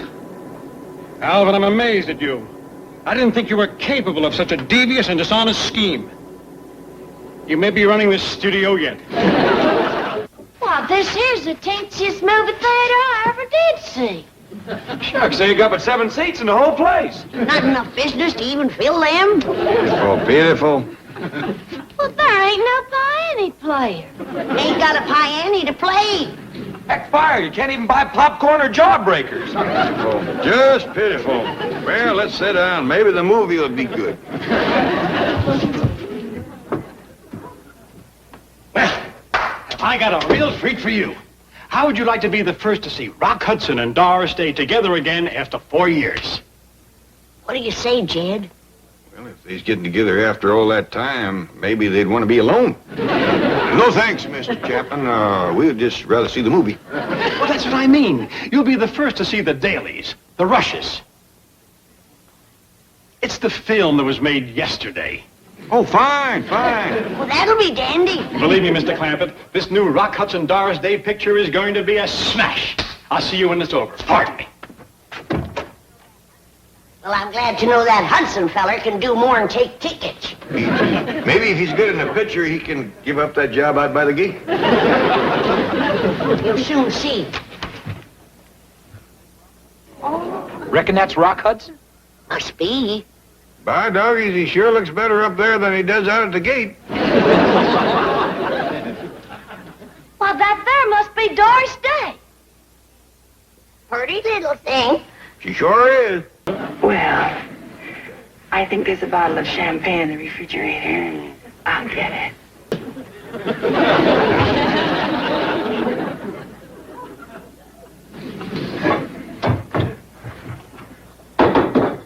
Let me in. Judy, I swear to you, please let me in. I'll catch my death of cold. Good. And be sure to give it to Linda. Is that the end? Must be. They turned on the lights. Just when I was getting interested. It's the shortest movie I ever did see. What'd you think of it, Jed? They keep on showing movies that short, they can take out some of these seats. What did I tell you? Is that a hit or is that a hit? And how about that Rock Hudson? Isn't he handsome? Well, he sure is. No denying that. He's got that Mr. Sir Trevor backed off a mile. Now that you know how things are going, I'm sure you're anxious to leave. I am. Me too. Let's go, I'm hungry. Now, hold on. Shame on you. Of course we's anxious to go, but can we run off and leave this poor man? Please. You see, he's begging us to stay. Now, let's fan out and dig in. No, wait. I'll figure out where you're needed the most, and then I'll come back and get you. Well, my nephew would like to be a producer. That's what I need. Another nephew producer. Hot dog! Yeah, boy, looks like you're set. Yeah. Well, how'd it go? You're a schnook again, that's how it went. No, I need an idea. Something to make Mr. Clampett happy. Well, let's see. We could name a salad after him in the commissary. Put his daughter in pictures. Give him your office. That's it. Give him your office? No. Name a salad after him. No, put his daughter Ellie Mae in pictures. It never fails. Can she act? It doesn't matter. Sir Trevor's been yelling for younger and prettier girls. All she has to do is get strangled. My daughter could play it. Well, she is, Dad. No wonder he's been yelling. We're quite anxious to commence producing, Mr. Chapman. Fine. Now, Jethro, your first job will be to find a beautiful girl. See, Uncle Jed, I told you I know how to be a movie producer. She should be the same type as your cousin Ellie Mae. Just about her size. Blonde like Ellie, same kind of voice, figure, everything. Gee, that's a tough one. Well, how about her? Granny? No, Ellie. Take Ellie over to makeup. Why? We ain't had no spat. Oh, the makeup room. That's where they get the stars ready for the camera. Make them look good. Alvin. No. Take Ellie Mae and Jethro to makeup and then to wardrobe. Fast. Yes, sir. Follow me. Come on, Ellie Mae. I just put you in movies. Well, we got them working. Now, what can Granny and me do? Well, we're doing some location work in Death Valley. Ever been there? No. I think you'll like it.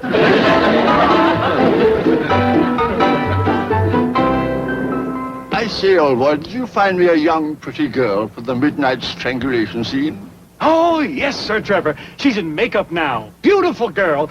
Lovely neck. Absolutely smacking, old boy. See you on the set. Ta-da. Mr. Chapman? That makeup room where they get folks looking good for the camera, Mr. Sir Trevor knows about that, huh? Does he ever? They work on him for 3 hours every morning getting him to look like that. You hear that, Granny? Yep, and I want to tell you something. If he looks like that coming out, I hope I never see him going in.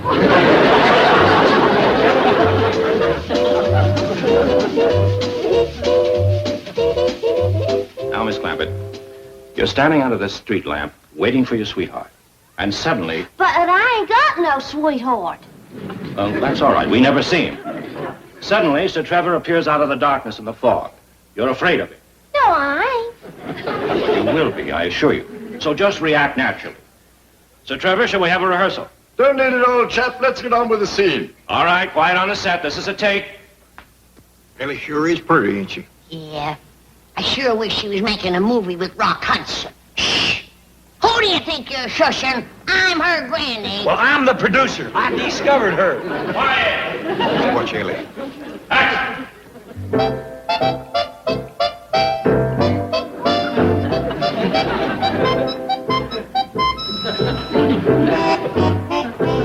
What a pretty maiden. Hello, my dear. Well, howdy there, Mr. Sunshine. Miss Clampett, you do not speak in this scene. Just react to Sir Trevor. Now, once again. Ellie was just trying to be friendly. Yeah, you'd think he'd want all the friends he can get. Quiet. Action!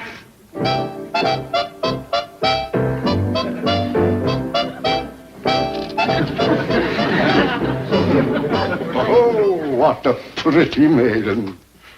Hello, my dear.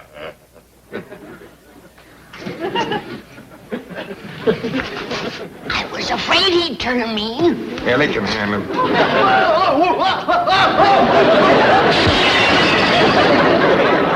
Look at that goober run. What's wrong? I'd see he ain't hurt. Doggone it, Ellie done ruined my first movie. Yeah, don't worry about it, boy. Make the movie with Rock Hudson. You'll save 3 hours a day just on makeup. Hey, Trevor,